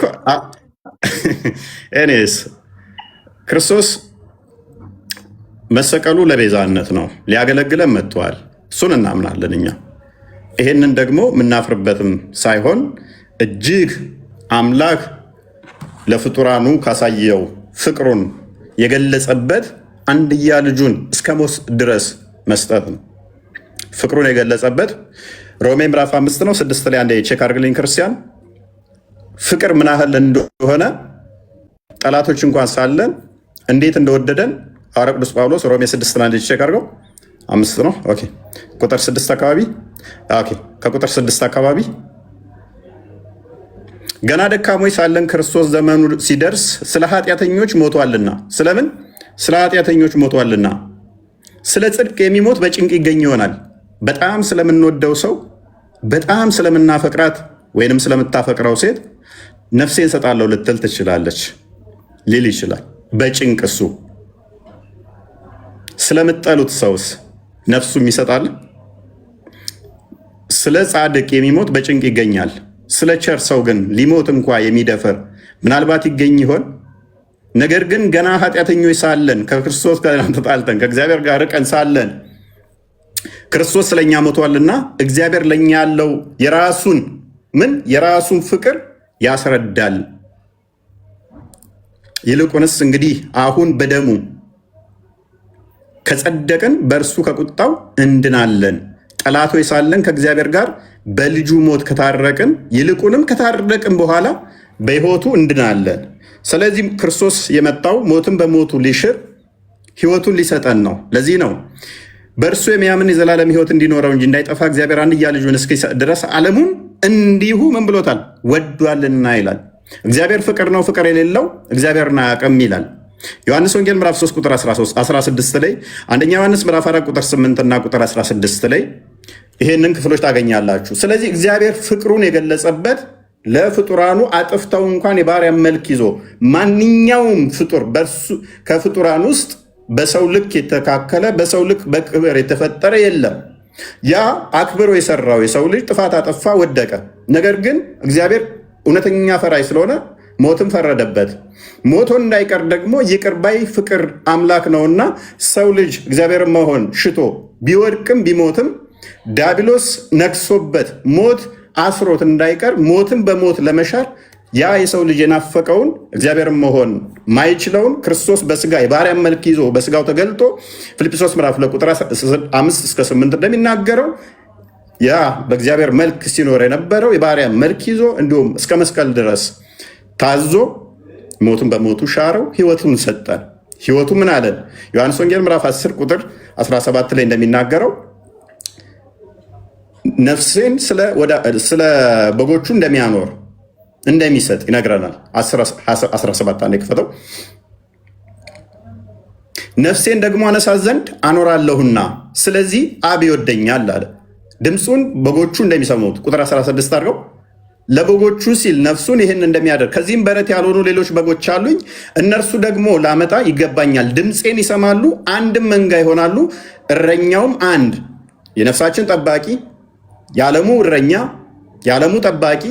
በጎች እናንተ የምታረጉት አርዳችሁ ልበሉ፣ ሸጣችሁ ልብስ ልገዙባቸው፣ ጫማ ልትገዙባቸው፣ ቤት ልትሰሩባቸው ነው። ስጋቸውን ልበሉ ነው። የእኛ ጌታ የእኛ አምላክ ክርስቶስ የበጎቹ እረኛ፣ እውነተኛው ጠባቂ፣ የነፍሳችን ጠባቂ እርሱን አርዶ የሚበላን ሳይሆን ነፍሱን ስለኛ የሚሰጥ ስለ በጎቹ የሚታረድ ስለ በጎቹ ፍቅሩን እንዲህ የገለጠ ነው። ጠባቂያችን ድምፁን የምናውቀው እርሱም የሚያቀን ነፍሱን ስለኛ ሰጥቶ ዮሐንስ ወንጌል ምዕራፍ 11 ቁጥር 25 ላይ የሚያምንብኝ ቢሞት እንኳን ለዘላለም ይኖራል ብሎ የነገረን የሚያምንበት ምን የዘላለም ቢኖር ኢየሱስም ትንሣኤና ሕይወት እኔ ነኝ። ትንሣኤ እርሱ ብቻ ነው፣ ሕይወት እርሱ ብቻ ነው። የሚያምንብኝ ቢሞት እንኳን ሕያው ይሆናል። ሕያው የሆነም የሚያምንብኝ ሁሉ ለዘላለም አይሞትም። ይህን ታምኛለሽ አለ። ክርስቶስ በስጋ የተገለጠው ሕያው አምላክ በስጋ የተገለጠው የባሪያውን መልክ ይዞ የመጣው ያ የማይዳሰሰው የማይነካው የማይሞተው የማይጠማው የማይራበው የማይመታው በስጋ ተገልጦ ተዳሰሰ፣ ተመታ፣ ታመመ ስንል እኛን ለማክበር እሱ የባሪያን መልክ ይዞ መጣ። እግዚአብሔር እንዴት እንደዚህ ይሆናል በሚለው ከሄድን አይደለም የባሪያን መልክ ይዞ መምጣቱ እኛን በመጀመሪያ መፍጠሩ በራሱ ለሱ ክብር ነው ወይ? እርሱን ከፍ የሚያደርገው የሚያከብረው ነው ወይ? እኛን መፍጠሩ ራሱ እርሱ ጎሎበት የሆነ ነገር አስፈልጎት እዚህ ጋር መስራቱ እሱን ከፍ የሚያደርገው ነው ወይንስ እርሱ የባህሪ ገዢ ለፍጡራኑ የጸጋ ገዢ ሊሰጥ ነው? ጸጋውን ሰጥቶን በጸጋ ሰጥቶን የጸጋ ገዢ እንድንሆን አደረገን እንጂ የሆነ ነገር አስፈልጎት መፍጠሩ በራሱ ሀሊማ በጭቃንችን መስራቱ በራሱ አላ እሱን ከፍ ያደረገው ይመስልሻል? አንድ ሰው ቴሌቪዥን ሲሰራ ወይም ሞባይል ቢሰራ በዛ በቴሌቪዥን ወይም በሞባይል በፈጠረው ሊመሰገን፣ ሊከበር፣ ሊሸለም ይችላል። ፈጣሪ ዓለምን በመፍጠሩ እኛም በመፍጠሩ በጣም ጎበዝ ይባላል? ኦኬ ያንን ከመፍጠሩ በፊት የሆነ ጉድለት ኖሮበት ሲፈጥር የሚያገኘው ክብር ይኖራል? ኖ መፍጠሩ ራሱ ለሱ ትልቅ ክብር ነው እንዴ? አይደለም እኮ አይደለም። እንኳን በስጋ መገለጡ ማለት ነው። በስጋ መገለጡ ደግሞ የባሪያውን መልክ የያዘ ምንን የሚያሳይ የሆነ ማለት ነው፣ ፍቅሩን የገለጸበት እግዚአብሔር ለሰው ልጅ ለፍጡራኑ ፍቅሩን የገለጸበት ሆነ ማለት ነው። የእናንተ ታውቂያለሽ አላህ ለተራራ ተገልጧል። የእኛ አምላክ ግን ከተራራም በላይ ከመላእክትም ከማንኛውም በላይ የባሪያውን መልክ ይዞ የሰውን ለሰው ተገልጧል ብለን እናምናለን። አላህ ከሌሊቱ 1/3 ሁሌም ወደ አርሽ ይወርዳል ብለሽ ታምኛለሽ። የእኛ አምላክ ግን አንዴ ይሄንን ፈጽሞታል ብለን እናምናለን። አንዴ ሲያወራ እያስጨረሻ ሊማ የእናንተን ብቻ የእኛን አትንካብን የሚባል ነገር የለም እዚህ ንጽጽር ቤት ስለሆነ ማለት ነው። አይደለማ መጀመሪያ ስለ እስልምና ከሆነ ስለ እስልምና ብቻ ማለት እንዲገባሽ ነው፣ እንድትረጁ ነው ሀሊማ፣ እንድትረጁ ነው። ሌላ ለምንም አይደለም። እሺ ለአታኪንግ ምናምን አይደለም፣ እንድትረጁ ለመማማር ብቻ ነው። አንቺ ለአይምሮሽ የምትቀበዩን ነገር የተመለሰልሽ ነገር ትይዣለሽ፣ ችግር የለውም። እሺ እኔ እያልኩ ያለሁት እግዚአብሔር ኢየሱስ ክርስቶስን ለምንድን ነው ያሰቀለው? ለምንድን ነው የተሰቀለው? ኦኬ እግዚአብሔር እኛን ለመማር ብሎ እንዴት እሱን ካስገደለ እሱ ከሞተ ራሱ ፍትሃዊ አይደለም ማለት ነው። ለምን ኢየሱስ ይሞታል? ኦኬ ፍትሃዊ አይደለም የምትይው በምን እንዳይተሹ? ለምን ኢየሱስ ክርስቶስን አስገደለው? ለምን ሞተ እኮ ፍትሃዊ አይደለም ስትይ ዳኝነትሽ ምን ላይ ቆመሽ? እሱን አስገድሎ ነው እንደ እኛን የሚመራን? ኦኬ መልካም። ክርስቶስ ማቴዎስ ወንጌል ምዕራፍ 21 ቁጥር 28 አንዴ ክፈትልኝ። ይህንን ጥያቄ አንቺ ጋር ማመጣዋለሁ። እስከዛ ድረስ ሳይ ሙስሊም 21 67 ኤን እያነበብሽ ጠብቂኝ። ፍትሃዊ አይደለም ላልሽው እኔም ፍትሃዊ አይደለም ያልሽበትን በዛው ቻሌንጅ ስለማደርግሽ እንዲህም ይላል። እንዲሁም ስም ጥያቄ ልጠይቅ ነው የገባሁት። ከፍትህ አንጻርማ ካነሳሹ እናንተ ጋር ብዙ ስላለ በኢሳ ምትክ ሌላ ተሰቀለ ብላችሁ ስለምታምኑ ያ እንዲህም ይላል ሀሊማ፣ እንዲሁም የሰው ልጅ ሊያገለግል ነፍሱንም ለብዙዎች ቤዛ ሊሰጥ እንጂ እንዲያገለግሉት አልመጣም አለ። ክርስቶስ የመጣሁት ለእናንተ ቤዛ ልሆን ነው፣ ላገለግላችሁ እንጂ እንድታገለግሉኝ አይደለም አለ። ስለ ፍትህ አንጻር የምናነሳው ከእኛ አንጻር ነው ወይንስ ከሱ አንጻር? እሱ ከሆነ ኖ እኔ የመጣሁት ነፍሴን ልሰጣችሁ ፍቅሬን እዚህ ማች ልገልጽላችሁ ነው አለን። ኖ ተሳስተሃልን በለው። በየትኛው ዳኝነት እኔ የመጣሁት ላገለግላችሁ ነው ሲለን ማገልገል ትክክል አይደለም። በምን በየትኛው ህግ? ዮሐንስ ወንጌል ምዕራፍ 13 ቁጥር 13 ነው አንክፈተው። ለምንድን ነው የመጣሁት አለን? ላገለግላችሁ። እንዴት ነው የሚያገለግለን? እንየው። እናንተ መምህርና ጌታ ትሉኛላችሁ፣ እንዲሁ ነኝና መልካም ትላላችሁ። እንግዲህ እኔ ጌታና መምህር ስሆን እግራችሁን ካጠብኩ እናንተ ደግሞ እርስ በርሳችሁ እግራችሁን ትተጣጠቡ ዘንድ ይገባችኋል አለ። እኔ መምህራችሁ ጌታችሁ ስሆን እግራችሁን ካጠብኩ እናንተ ይህንን ታደርጉ ዘንድ ይገባል ብሎ አገልግሎቱ እግር እስከ ማጠብ ድረስ እንደሆነ ነገረን። እኔ ለእናንተ እንዳደረግኩ እናንተ ደግሞ ታደርጉ ዘንድ ምሳሌ ሰጥቻችኋለሁ አለ። እኔ የተገለጥኩት ምን አይነት ፍቅር ስቦኝ እናንተ ጋር መጣው፣ ይሄን አደረግኩኝ። ፍቅሬ ደግሞ እስከ ሞት ድረስ እናንተን የሞት ያ አዋጅ የታወጀባችሁን በሞት ሽርና ሕያውነትን ሰጣችኋለሁ። ፍቅሬን እስከ ሞት ድረስ ገልጽላችኋለሁ። እናንተ ግን ለወንድሞቻችሁ ደግሞ ይህንን አድርጉ። አንደኛ ጴጥሮስ ምዕራፍ 2 ቁጥር 22 አንድክፈተው። ይህንን አድርጉ አለን። ኖ ይሄ ጤናማ አይደለም፣ ትክክል አይደለም። በየትኛው ህግ እናየዋለን? ክርስቶስ ቤዛ ሊሆነን ጥፋታችንን ራሱ ሊከፍልልን ትክክል አይደለም የሚባለው መቼ ነው?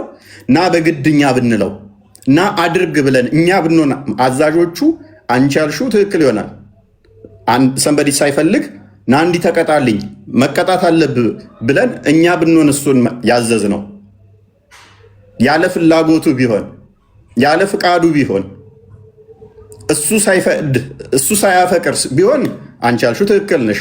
የተጠራችሁ በዚህ ነውና ክርስቶስ ደግሞ ፍለጋውን እንድትከተሉ ክርስቶስ ምሳሌ ትቶላችሁ ስለ እናንተ መከራን ተቀብሏልና እኛ እሱን ፍለጋ ተከትለን ምሳሌ ተወልን። እርሱ ኃጢአትን አላደረገም፣ ተንኮልም በአፉ አልተገኘበትም። ሲሰድቡት መልሶ አልተሳደበም፣ መከራን ሲቀበል አልዛተም። ነገር ግን በጽድቅ ለሚፈርድ ራሱን አሳልፎ ሰጠ። ለኃጢአት ሞተን ለጽድቅ እንድንኖር እርሱ ራሱን በስጋው ኃጢአታችንን በእንጨሌ የተሸከመ በመገረፉ ቁስል ተፈወሳችሁ አለን። ስለዚህ ክርስቶስ ፍለጋውን እንድንከተል ይሄን ሁሉ ካደረገልን፣ ምሳሌውን እንድንከተል ይሄን ሁሉ ከሰጠን፣ ይሄን ሁሉ ምሳሌ ካደረገልን ይሄ ትክክል አይደለም። በየትኛው ራሱ እኮ ነው ፍቅር ስቦት መጥቶ ይሄን ያደረገው። ራሱ ነው ወዶ ፈቅዶ ይሄን ያደረገው። ኖ ስህተት ነው ካልን በየትኛው ህግ በምኑ ስህተት ነው ለማለት?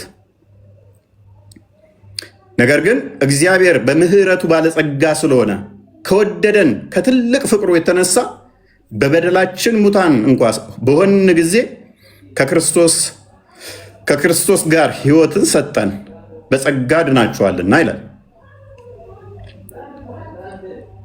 3:16 ዮሐንስ 3። ስለዚህ ከጸጋው አንጻር ከፍቅሩ አንጻር እንዲሁ ከወደደንና ይሄንን ካደረገልን በእርሱ የሚያምን ሁሉ የዘላለም ህይወት እንዲኖረው እንጂ እንዳይጠፋ እግዚአብሔር አንድያ ልጁን እስኪሰጥ ድረስ ዓለሙን እንዲወዷልና እዚህ ስማሽ ፍቅሩን ከገለጸልን ኖ አንተ ተሳስተሃል። በምን ህግ? ምኑ ነው ስህተት? እኛ ብንሆን ያዘዝነውና ሳይወድ ሳይፈቅድ እሱ ሳይወደን በግድ አድርግ ብንለው እኛ ብንሆን ኢትስ ኖት ፌር፣ እንደዚህ መሆን የለበትም እንላለን። ሳይ ሙስሊም 1:67 ኤሌ እንዳለው ትክክል አይደለም እንላለን፣ ስህተት ነው እንላለን። ራይድ አሰሊን 432 ወይም ደግሞ ሳይ ሙስሊም 21:67 ኤሌ ለምሳሌ The messenger of Allah said, ያላ መልክተኛ እንዲህ አለ, on the day of resurrection Allah will deliver to every Muslim, a Jew or a Christian, and say, this is your ransom from hellfire. በቂያማ ቀን አይሁድ ወይንም ክርስቲያን ለእያንዳንዱ ሙስሊም አላህ ቤዛ አድርጎ የሰጠውና ይህ ከገሃነም መዳኛህ ነው ይለዋል አለ። እኔ አሁን ለማንኛውም ሙስሊም ቤዛ መሆን አልፈልግም። ያው እኔ ፍላጎት አይደለም። ክርስቶስ ግን ወዶ ፈቅዶ እኔ ቤዛ ሆነሃለሁ አለኝ። ኢስኖ ፌር ትክክል አይደለም ብላ ሀሊማ እየሞገተች ነው። አልፈልግም ቤዛነት እሱ እንዲሆነኝ አለች።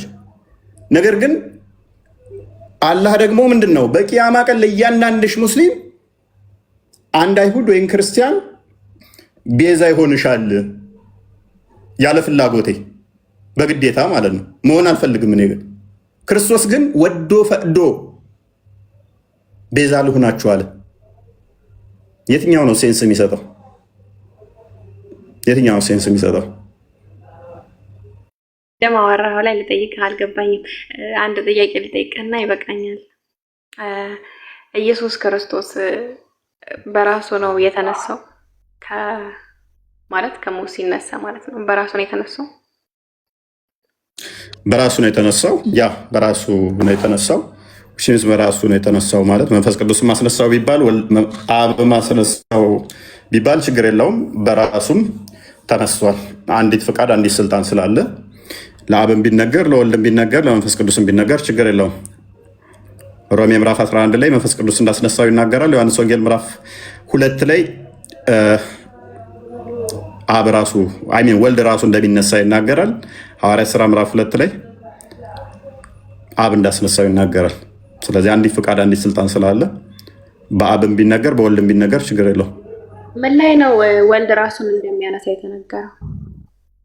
ዮሐንስ ወንጌል ምዕራፍ 2 ቁጥር 19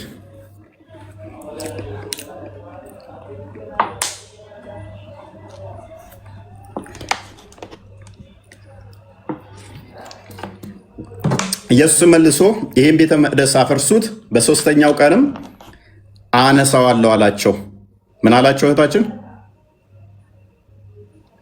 በሶስት ቀን አነሳዋለሁ አለ። በሶስት ቀንም አነሳዋለሁ አለ። ያ ልጋምሽ ልጨምርልሽ። እስኪ ከታች ቀጥሎ ምን ይላል? ከዛ እሺ፣ ስለዚህ አይሁድ አንጎራጎሩ። ከዛ በኋላ ይህ ቤተ መቅደስ ከ40 ቀን ዓመት ጀምሮ ይሰራ ነበር፣ አንተ በ3 ቀን ታነሳዋለህ አሉት። እርሱ ደግሞ ምን አላቸው? ምንድነች አንተ እንዲህ አይነት ጊፍት አለ እንዴ? እርሱ ግን ስለ ሰውነቱ ቤተ መቅደስ ይል ነበረ።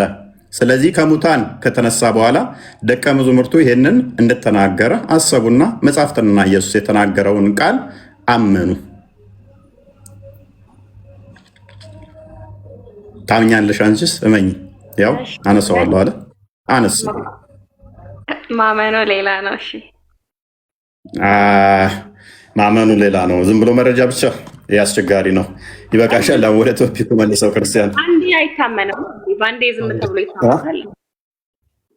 እሺ፣ አንዴ ድል ስጭኝ እስኪ እኔ ልቀጥል። አንዴ ትንሽ ሰዓት ነው ያለኝ።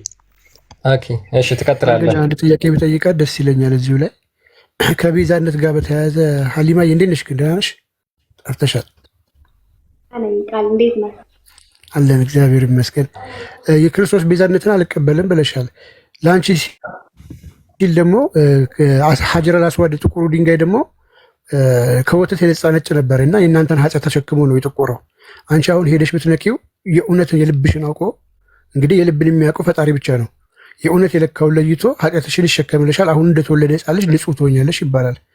የክርስቶስን ቤዛነት አልቀበልም ብለሽ ድንጋይ መቀበልሽ፣ የድንጋይን ቤዛነት መቀበልሽ ተገቢ ነው? ይህን መሳሰበሽ ታውቂያለሽ? ምን አገናኘው? እንዴ ይገናኛል እንጂ ክርስቶስንና ያንን ድንጋይ ምን አገናኘው? ያ ድንጋይ እኮ ፈጣሪ ያዘዘው ነው አይደለ? ፈጣሪ ካዘዘው ደግሞ ምንም ቢሆን ትፈጽማለህ፣ ታደርጋለህ። ፈጣሪ ያዘዘውን ነገር ማለት ነው። ከአላህ ውጭ የልብን የሚያውቃለ? አላህ እንዲያውቅ ካደረገውስ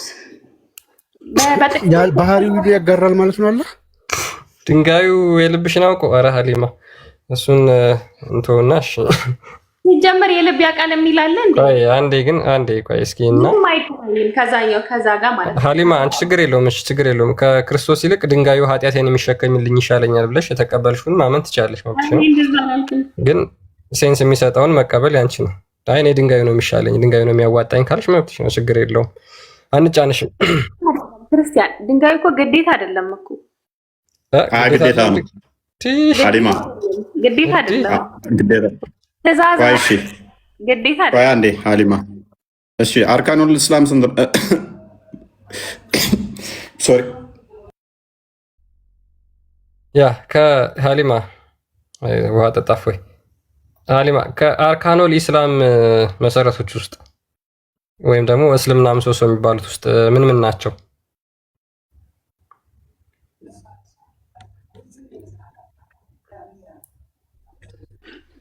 ከአርካኖል ኢስላም ከሚባሉት ውስጥ አይደለም። ድንጋዩን ለምሳሌ ድንጋዩን እንትን ማለት መንካት ኦኬ ግዴታ ነው እንደ በእስልምና ማለት ነው እኮ። ችግር የለውም። አሁን እኮ ወደሱ ልንመጣ ነው። አርካኖል ኢስላም ከሚባሉትን ንገሪኝ እስኪ እኮ ከምነግር በፊት መልስልኝ አንተ። ግዴታ ነው ወይ? ኦኬ አርካኖል ኢስላም ውስጥ የተቀመጡት ግዴታ ልታረጊያቸው የማትችያቸው ነገሮች አሉ? ካልቻልክ እኮ አታረግም እኮ። ይሄንን ለዚህ እኮ ነው ካልቻልክ አታረግም እኮ፣ ግዴታ አይደለም። ስለዚህ ከአርካኖል ኢስላም ውስጥ አንዱ ሄዶ ድንጋዩን ጥቁሩን ድንጋይ መሳም ግዴታ አይደለም እያልሽ ነው አይደል? እኮ ግዴታ ነው የሚል ካለ አሳየኝ፣ ማስረጃ ስጠኝ። ግዴታ አይደለም። ያ አርካኖል ኢስላም ውስጥ ተካቷል አይደለ ሀሊማ?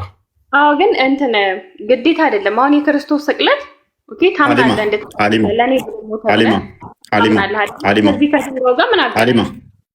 ሀሊማ ሀጅ ማድረግ ግዴታ ነው አይደለም? ማለትም በሀጅ ማመን ግዴታ ነው አይደለም? እሺ እኮ ታምናለህ እኮ ማመን ግዴታ ነው። እመን በተባለበት ታምናለህ። እዛ ድንጋዩን መንካት ግዴታ አይደለም። መንካቱን ለጊዜው ያዡ። ጥቁሩን ድንጋይ መንካት ሸፋዩ እንዲሆንሽ ኃጢአትሽን እንዲሸከም ያደርጋል አያደርግም? ያደርጋል የሚል ካለ ያደርጋል ማለት እንችላለን። እንደዛ ነው። ሱናን አናሳይ 29:19 ክፈትላት። አይ በከፍትልኝም ባከፍትልኝም እኔ ከዛ ጋር አይገናኝም። ግን የእኛም በደንብ ገብቶሻል ብዬ አስባለሁ። ገብቶኛል እኮ ግን አይገናኝም። ወደዚህኛው አይ ኃጢአቱን ድንጋይ ይሸከምልሻል ከሚለው አንጻር የመጣ ነው። ግን በዛ ወደ እንድታስቢ በምፈልገው አላህ ወደ ቅርቢቱ ሰማይ የሚመጣበት ምክንያትንም እንደገና ደግሞ ለምን እንደሚመጣ መምጣት የጀመረው መቼ እንደሆነ በዛውም እስኪ የምታውቂው ከሆነ ትነግሪኛለሽ። እነዚህ ላለሽ ኔስ ሱናን አነሳኢ 29:19 ላይ ማነው የተረከው? ኡመር ይመስለኛል። ኡመር ዳት ማን ሴድ ኦ አብዱራህማን ዋይ ዱ አይ ኦንሊ ሲ ዩ ታቺንግ ዲስ ቱ ኮርነርስ። ኦ አብዱራህማን ወይ ለምንድን ነው እነኝን ሁለት ኮርነሮች ማዕዘኖች ስነካ ማየህ አለው። ሂ ሴድ አይ ሂርድ ዘ ሜሴንጀር ኦፍ አላህ ሴይ ታቺንግ ዴም ኢሬዝስ ሲንስ። ያለ መልእክተኛ እንዲህ ሲል ሰምቻለሁ፣ እነሱም መንካት ኃጢአትን ይደመስሳል። And I heard him say whoever circumambulates 7 times it is like freeing a slave. እሱን መሽከርከር 7 ጊዜ ወይም መዞር ባሪያን ነፃ እንደማውጣት ነፃ ያወጣል ብሏል። ስለዚህ ነብይሽ ምን ብሏል? ጥቁሩ ድንጋይ መንካት ወይንም ደግሞ 7 ጊዜ መዞር ኃጢአትሽን ይቅር እንደሚል ኃጢአትሽን እንደሚደመስስ ተናግሯል። በዚህ ማመን ግዴታሽ ነው አይደለም?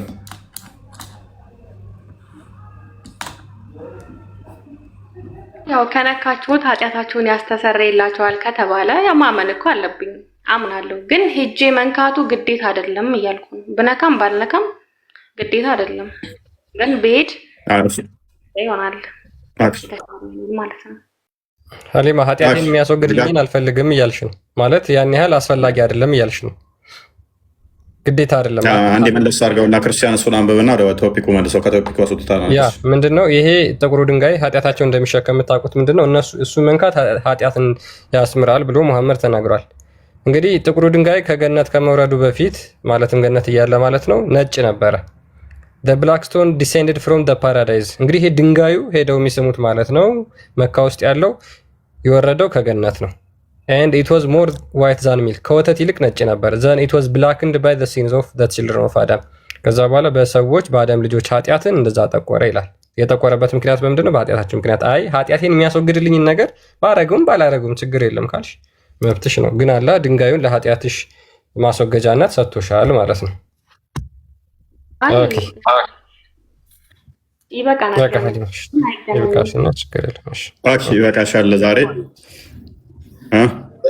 ገንዘብ ላለው ሰው ግን ግዴታ አይደለም ሀጂ። ለምሳሌ ገንዘብ ላለው ሰው ሀሊማ ግዴታ አይደለም። ገንዘብ ላለው ሰው ግዴታ ነው። ገንዘብ ያለው ሰው ግዴታ ማድረግ አለበት። ትእዛዝ አይደለ? ከሌለህ ነው የማትገደደው። ሀሊማ ደሃ ነች አችልም። ሰላት ግዴታ አይደለ እንዴ ሀሊማ? ግዴታ ነው። እና ታዲያ ማንስትሬሽን ላይ ስትሆኝ ሰላት ታደርጊያለሽ እንዴ? ግዴታ ነው ብለሽ አሁን ሌላ ጣጣ ውስጥ ልታስገባኝ ነው? አይ እንደዛማ ከሆነ አይሰገድም። ስለዚህ በኮንዲሽን ነው ግዴታና ግዴታ አይደለም የሚለው። ልጅ ገንዘብ ካለሽ ግዴታ ነው፣ ለሌለው ሰው ነው። ገንዘብ ለሌለው ሰው እኮ ዘካ መስጠትም ግዴታ አይደለም። ዘካ መስጠት ግዴታ ነው እንደተባለ ሁሉ ከሌለሽ ግዴታ አይደለም። ይሄም እኮ ገንዘብ ስለሌለሽ ነው ግዴታ ያለው ነው እንጂ ካለሽማ ሄደሽ ግዴታሽን ትወጫለሽ። ስለዚህ በኮንዲሽን ነው። አንቺ ልክ ሰላት እንደማሰግጂው ማንስትሬሽን ላይ ስትሆኚ፣ ይሄም ደግሞ ገንዘብ ሳይኖርሽ ነው ግዴታ ያለው ነው እንጂ ካለሽ ግዴታ ነው። ስለዚህ አርካኑ ኢስላም እስከሆነ ድረስ ግዴታ አይደለም እንዳትዪ። እዚህ ጋር ቆይ እንትን ልበላችሁ። የሆነ እንትን አራጭኩት ነገር አለ። አሁን ገንዘብ ላለው ሰው ማለት አንዴ ወደ ቶፒኩ መልሰው ክርስቲያን ቶፒኩ ላይ እንመለስና ግልጽ ነው ኮንዲሽናል የሆነ ነገር ነው ብሎ እየተናገር ስለሆነ ቢኒ። ኤኒዌይስ ግን ሙቤ ይሄንን የመጽሐፍ ቅዱስ ጥቅስ ለምንድን ነው የማትቀበለው? ሙቤ መቀጠል ትችላለህ። ቅድም ስታወሩት በነበረው ነገር ላይ ለማውራት ነበር የገባሁት እኮ። ስለዚህ ነበር እያወራን የነበረው። ዋና ፖይንታችን ስለሆነ ማለት ነው። ክርስቶስ ኢየሱስ በቀጥታ እንደሚሰቀል ተናግሯል፣ እንደሚገደል ተናግሯል። ለምን አትቀበለውም? ከመሞቱ በፊት ከመሰቀሉ በፊት ይህን ተናግሮ ነበረ። ምንም ማለት እንዴት እሱ እንደተናገረ በምን ላቅ እችላለሁ? ይሄው ተቀምጧል መጽሐፉ ላይ። ማን የጻፈው? አይ ስለ ጸሐፊው አይደለም ወንድማችን። ጸሐፊው ማቴዎስ ነው የጻፈው። ለምሳሌ ሁሉም ጽፈዋል። ማቴዎስም ጽፏል፣ ማርቆስም ጽፏል፣ ሉቃስም ጽፏል። ሐዋርያቶች እንዳለ ከሱ ጋር የነበሩት በአይን ያዩት፣ በእጅ የዳሰሱት፣ የሰሙት፣ ከሱ ጋር የተማሩ ያዩትን ነገር መደበቅ ስላልቻሉ ያንን ነገር ጽፈው አስቀምጠዋል። ለምንድን ነው አንተ ያን ያልተቀበልከው? ማቴዎስ በትክክል ይሄኛው እንደጻፈ በምንድን ነው ላቅ የምችለው? እንደዚህ ብሎ እንደጻፈ በምንድን ነው ላቅ የምችለው? ኦኬ እሺ፣ በጣም ጥሩ። ኢሳ አልሞተም አልተሰቀለም ብሎ ጽፎ የሰጠ ማን ነው ለአንተ? እሱ አላህ ራሱ ቀጥታ ነግሮኝ ነው። ማን ነው ጽፎ የሰጠ? ለአንተ ነው የነገረህ? ሰንሰለቱ ቁርአን ሰንሰለቱ ቼኑ ወደ አላህ ያደርሰኛል። ከፍ አድርገውና ማስረጃውን ያምጣው እስኪ በእናትህ እስኪ። ኢሳ አልሞተም አልተሰቀለም አልተገደለም ያለውን ከነ ሰንሰለቱ ከዛው ከቁርአን ማስረጃ ስጠኝ። ቁርአን የጻፉት ማን ናቸው? ሰሃቦች ናቸው አይደለ? እሺ ማስረጃ የትኛው ምዕራፍ ላይ ነው? የትኛው ሰሃባ ነው ኢሳ አልሞተም አልተሰቀለም የጻፈው? የተቃጠለውና ያልተቃጠለው ምንድነው? ጥያቄያችሁ ምንድነው? አንተም ደረብከብኝ። የትኛውን ልመልስ? እሺ ቀጥሉ፣ ችግር የለም። ያ ኮንዲሽኑን ምን አረከው ማለት ነው? አንተ መጽሐፉን የጻፈው ማን ነው የሚለው ላይ አረከው ማለት ነው። እኛ እሱ አይደለም ጥያቄያችን። መጽሐፉ ማን ነው የጻፈው? ይሄን ከሌን የጻፈው ከላይ አይደለም የጻፈው አይደለም፣ ተጽፎ ተቀምጧል። ስለዚህ በዛ ላይ አንተ ነብይህ ከክርስቶስ ከ600 ዓመት በኋላ መጥቶ ኢሳ አልሞተም አልተሰቀለም ያለውን እንጽፈው ሰጥተውልኛል አስቀምጠውልኛል ብለህ ባመንከው ተቀምጧል። ስለዚህ አንተ ባመንከው እኔ በማምነው ነው ማለት ነው የምንወያየው እዚህ ጋር ሐሳባችንን ፍሎ የምናደርገው። ስለዚህ አንተ ይሄንን ልትቀበልበት የማትችልበት ምክንያት ምንድን ነው? ቶማስና እንትናን አያምንም፣ ማቴዎስን አላመነም። መፍቱ አይደል እንዴ? አይደለ ሙቤ?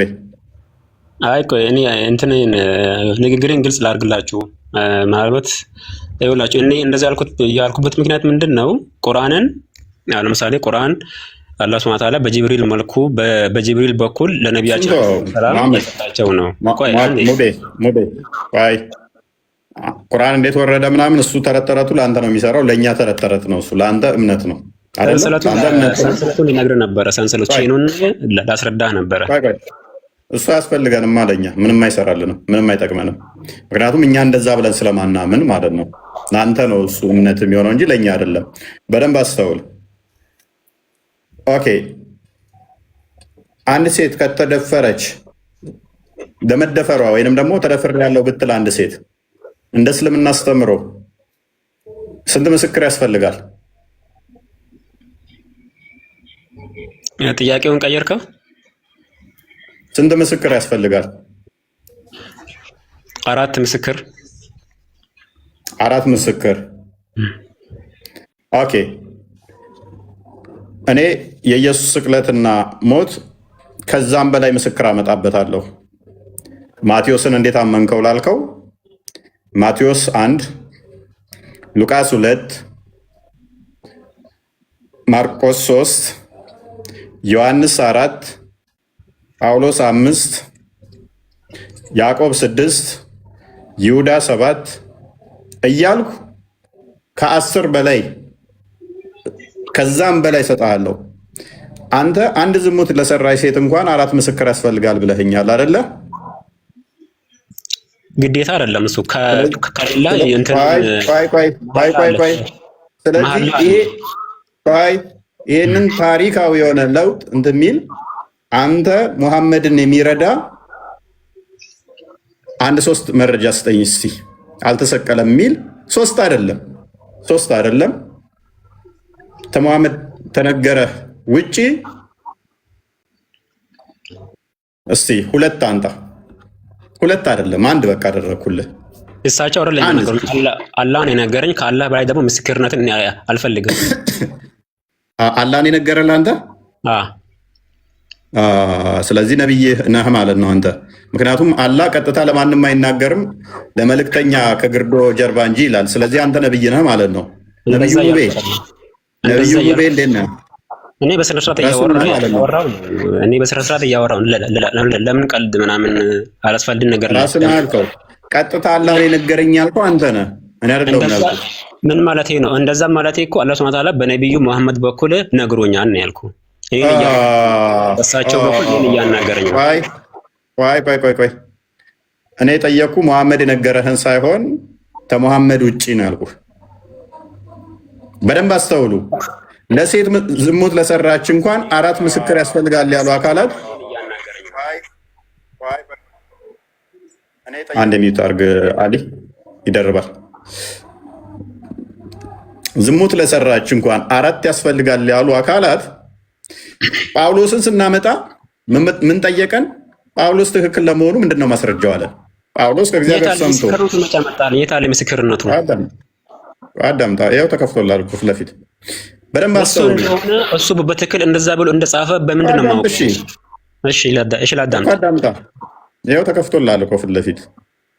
ይሄ እኮ ኮፒ የራሱ ጽሑፍ አይደለም እኮ፣ ይሄ የራሱ ጽሑፍ አይደለም። ይሄ ቆይ እኔ ያው መሐመድ ቁርአኑ ከመቃጠሉ በፊት ይህንን አይክድም ብዬ ነው ማምነው። ቁርአኑ ስለተቃጠለ ነው ይሄ የተቃጠለው ቁርአን ላይ ነው አልሰቀሉትም አልገደሉትም የሚለው የገባው እንጂ ያልተቃጠለው ቁርአን ቢሆን ኖሮ እንደሰቀሉት በግልጽ ሊያምን ይችላል መሐመድ። ምክንያቱም የተቃጠለው ቁርአን አሁን የሚያምኑት ሙስሊሞች የተቃጠለው ቁርአን ነው እና ብዙ ርዕሶችን እያነሳ ነው። እዛ ላይ እንግባ። እሺ ስለተቃጠለው ቁርአን እናውራ። እሺ ብዙ በደንብ አስተውሉ። እንዴት አመንከው? ጳውሎስ ማቴዎስን እንዴት አመንከው?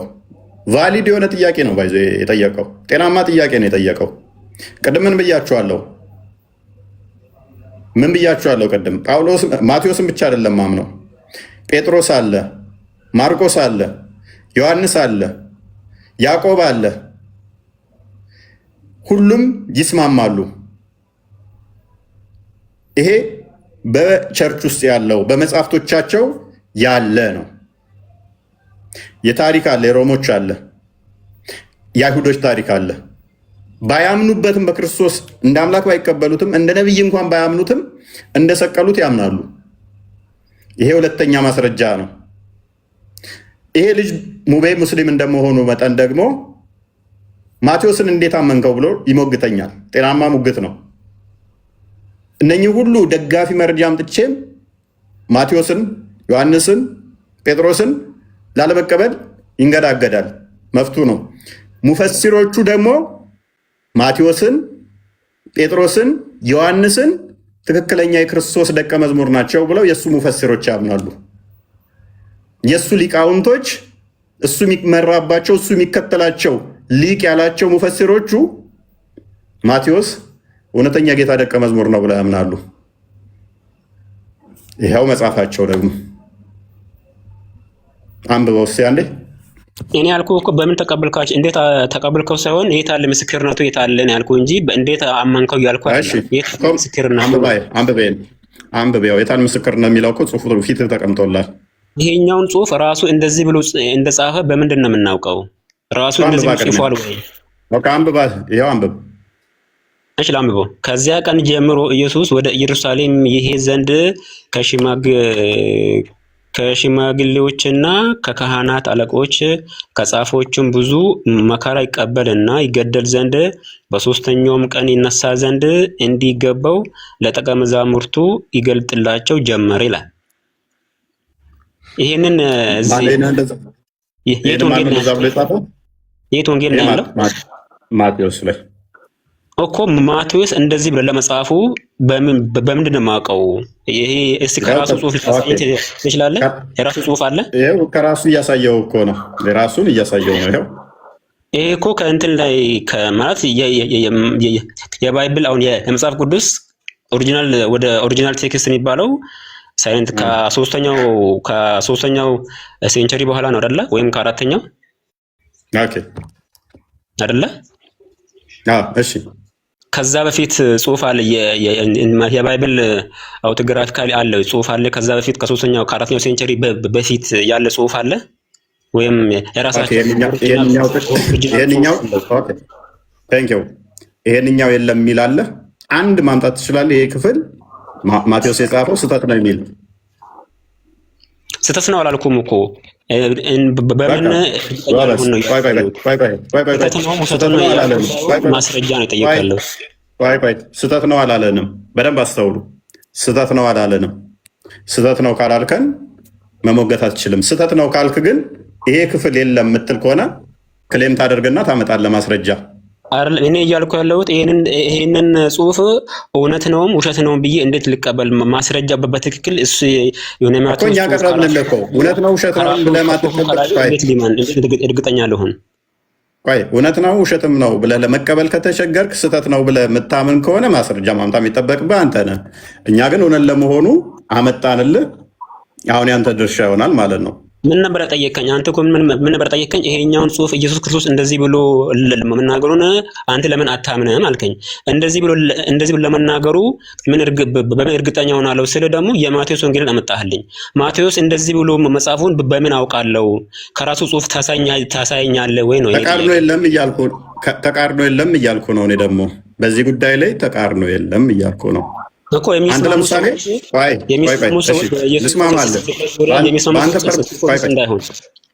በአንተ ፐርሚስ ልስማማለህ። ቁርአንን ለምንድን ነው ያመንከው? አልሰቀሉትም ብለህ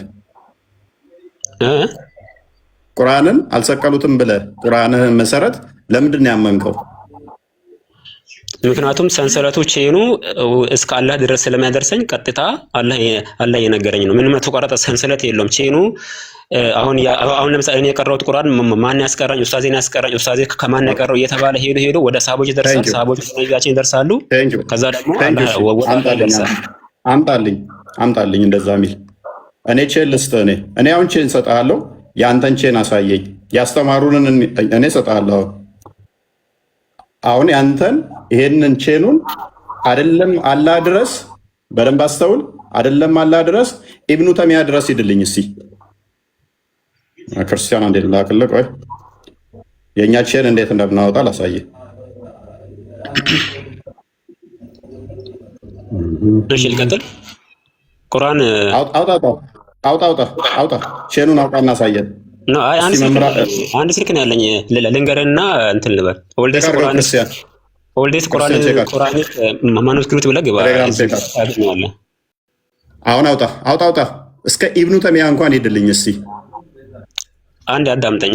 እኔ አንድ ስልክ ነው ያለኝና እኔ እንትኑን ልንገር፣ ድረገጹን ልንገርና ገብተህ እንትን ማለት ትችላለህ።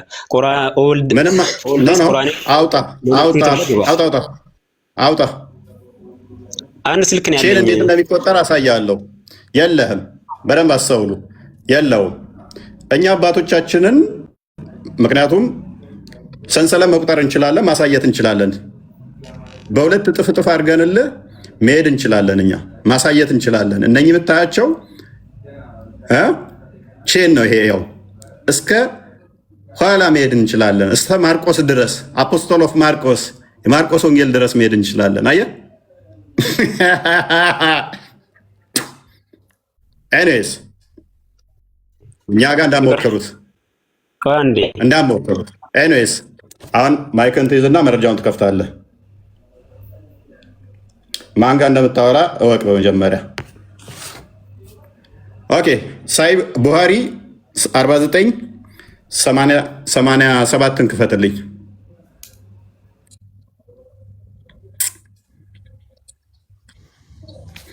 ላውራት አድርገኛል። ማውራት አልችልም። ማስረጃ አሁን ማስረጃ ታመጣለህ። የመጀመሪያው ቁርአን ወገኖቼ ተቃጥሏል። ሎክ ፍየል የበላው ነው። ፍየል የበላው ላይ አለ፣ የጠፋ አለ፣ የተቃጠለ አለ። ኡስማን ምን አደረገው ይላል። አንብብ፣ ክርስቲያን አንብቦ። ራሳቸው የመጀመሪያ የሃይማኖት መጽሐፍቶቻቸውን ያቃጠሉ ያወደሙ ሙስሊሞች ናቸው። አንብቦ። አሁን እኛን እዛ ላይ ቅድም እስከ ማርቆስ ድረስ ሰንሰለቱን አሳያችሁ አይደለ? ከማርቆስ ወንጌል ላይ እሰጣችኋለሁኝ ክርስቶስ እንደተሰቀለ የተናገረበትን ሰንሰለት ነው የምፈልገው አይደል? ቀጥል። ምንድነው የቁርአን የመጀመሪያዎቹ ቁርአኖች ተቃጥለዋል። ኡትማን ሴንት ኤቭሪ ሙስሊም ፕሮቪንስ ዋን ኮፒ ኦፍ ዋት ዜ አር ኮፒድ ኤንድ ኦርደርድ ዛት ኦል ዘ አዘር ቁርአኒክ ማቴሪያል ዌዘር ሪትን ኢን ፍራግመንታሪ ማኑስክሪፕት ኦር ሆል ኮፒስ ቢ በርነት። ምንድነው እንዳለ እስቲ ከላይ ጀምር አንብበው። አንድ ክርስቲያን ይቅርታ፣ ከላይ ጀምር አንብበው እስቲ። ያዝና አንብብ። እኛ መቃጠሉ ነው የምንፈልገው። ምን አደረገው? ኮፒዎቹ ሰበሰበና የመጀመሪያውን አዳም ከላይ ጀምር አንብበው። ፕሊስ አረብሽ። ሎክ ቁርአኑን የመጀመሪያ ቁርአን የለም። ራሳቸው ሰብስበው መረጃ ለማጥፋት ክርስቶስ እንደተሰቀለ የሚናገርበትን ከላይ አንብቡት። ፕሊስ መልሳል ይላል። እንዲህ ቁርአናቸውን ሰብስበው ብቸኛ ያቃጠሉ ቢኖሩ ሙስሊሞች ናቸው። የሃይማኖት መመሪያቸውን ሰብስበው ካቃጠሉት አንዱ ሙስሊሞች ናቸው። ስለዚህ ያ መጽሐፍ የለም። አሁን ላይ ቁርአናቸውን ባያቃጥሉ ሰብስበው ብቸኛ የሃይማኖት መጽሐፉን ያቃጠለ ሙስሊም ነው። ሐዋርያትን ወይንም ደግሞ ሰንሰለት ቼን ኦፍ ናሬሽን ከተፈለገ መቁጠር እንችላለን፣ ማሳየት እንችላለን። ሐዋርያው ቅዱስ ማርቆስ ለምሳሌ ምዕራፍ 8ን አንዴ ቼክ አድርግልኝ። ምዕራፍ 8 ቁጥር 31ን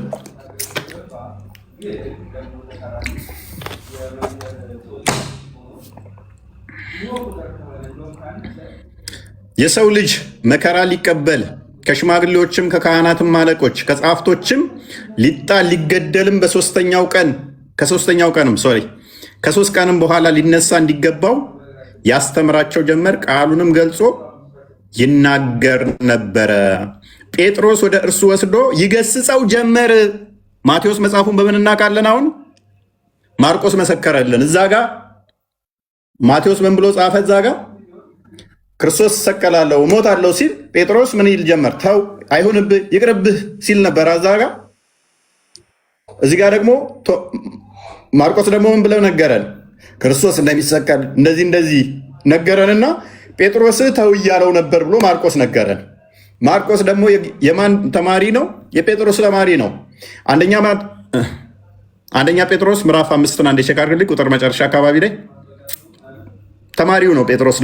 ጴጥሮስ ደግሞ ለማርቆስ ይመሰክርለታል።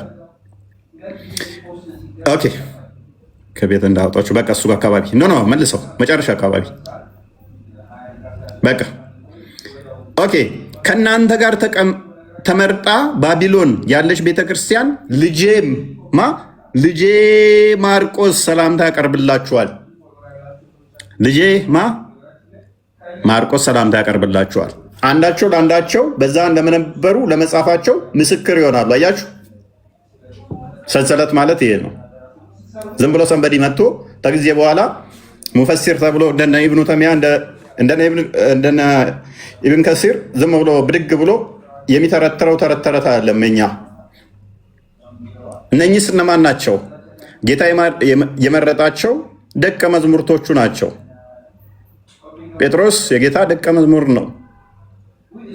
ማርቆስ ከ12ቱ የጌታ ደቀ መዝሙር አንዱ ባይሆንም የጴጥሮስ ተማሪ ነው። አንዳቸው ለአንዳቸው እንዲመሰክራሉ። አያችሁ፣ ሰንሰለት ማለት ይሄ ነው።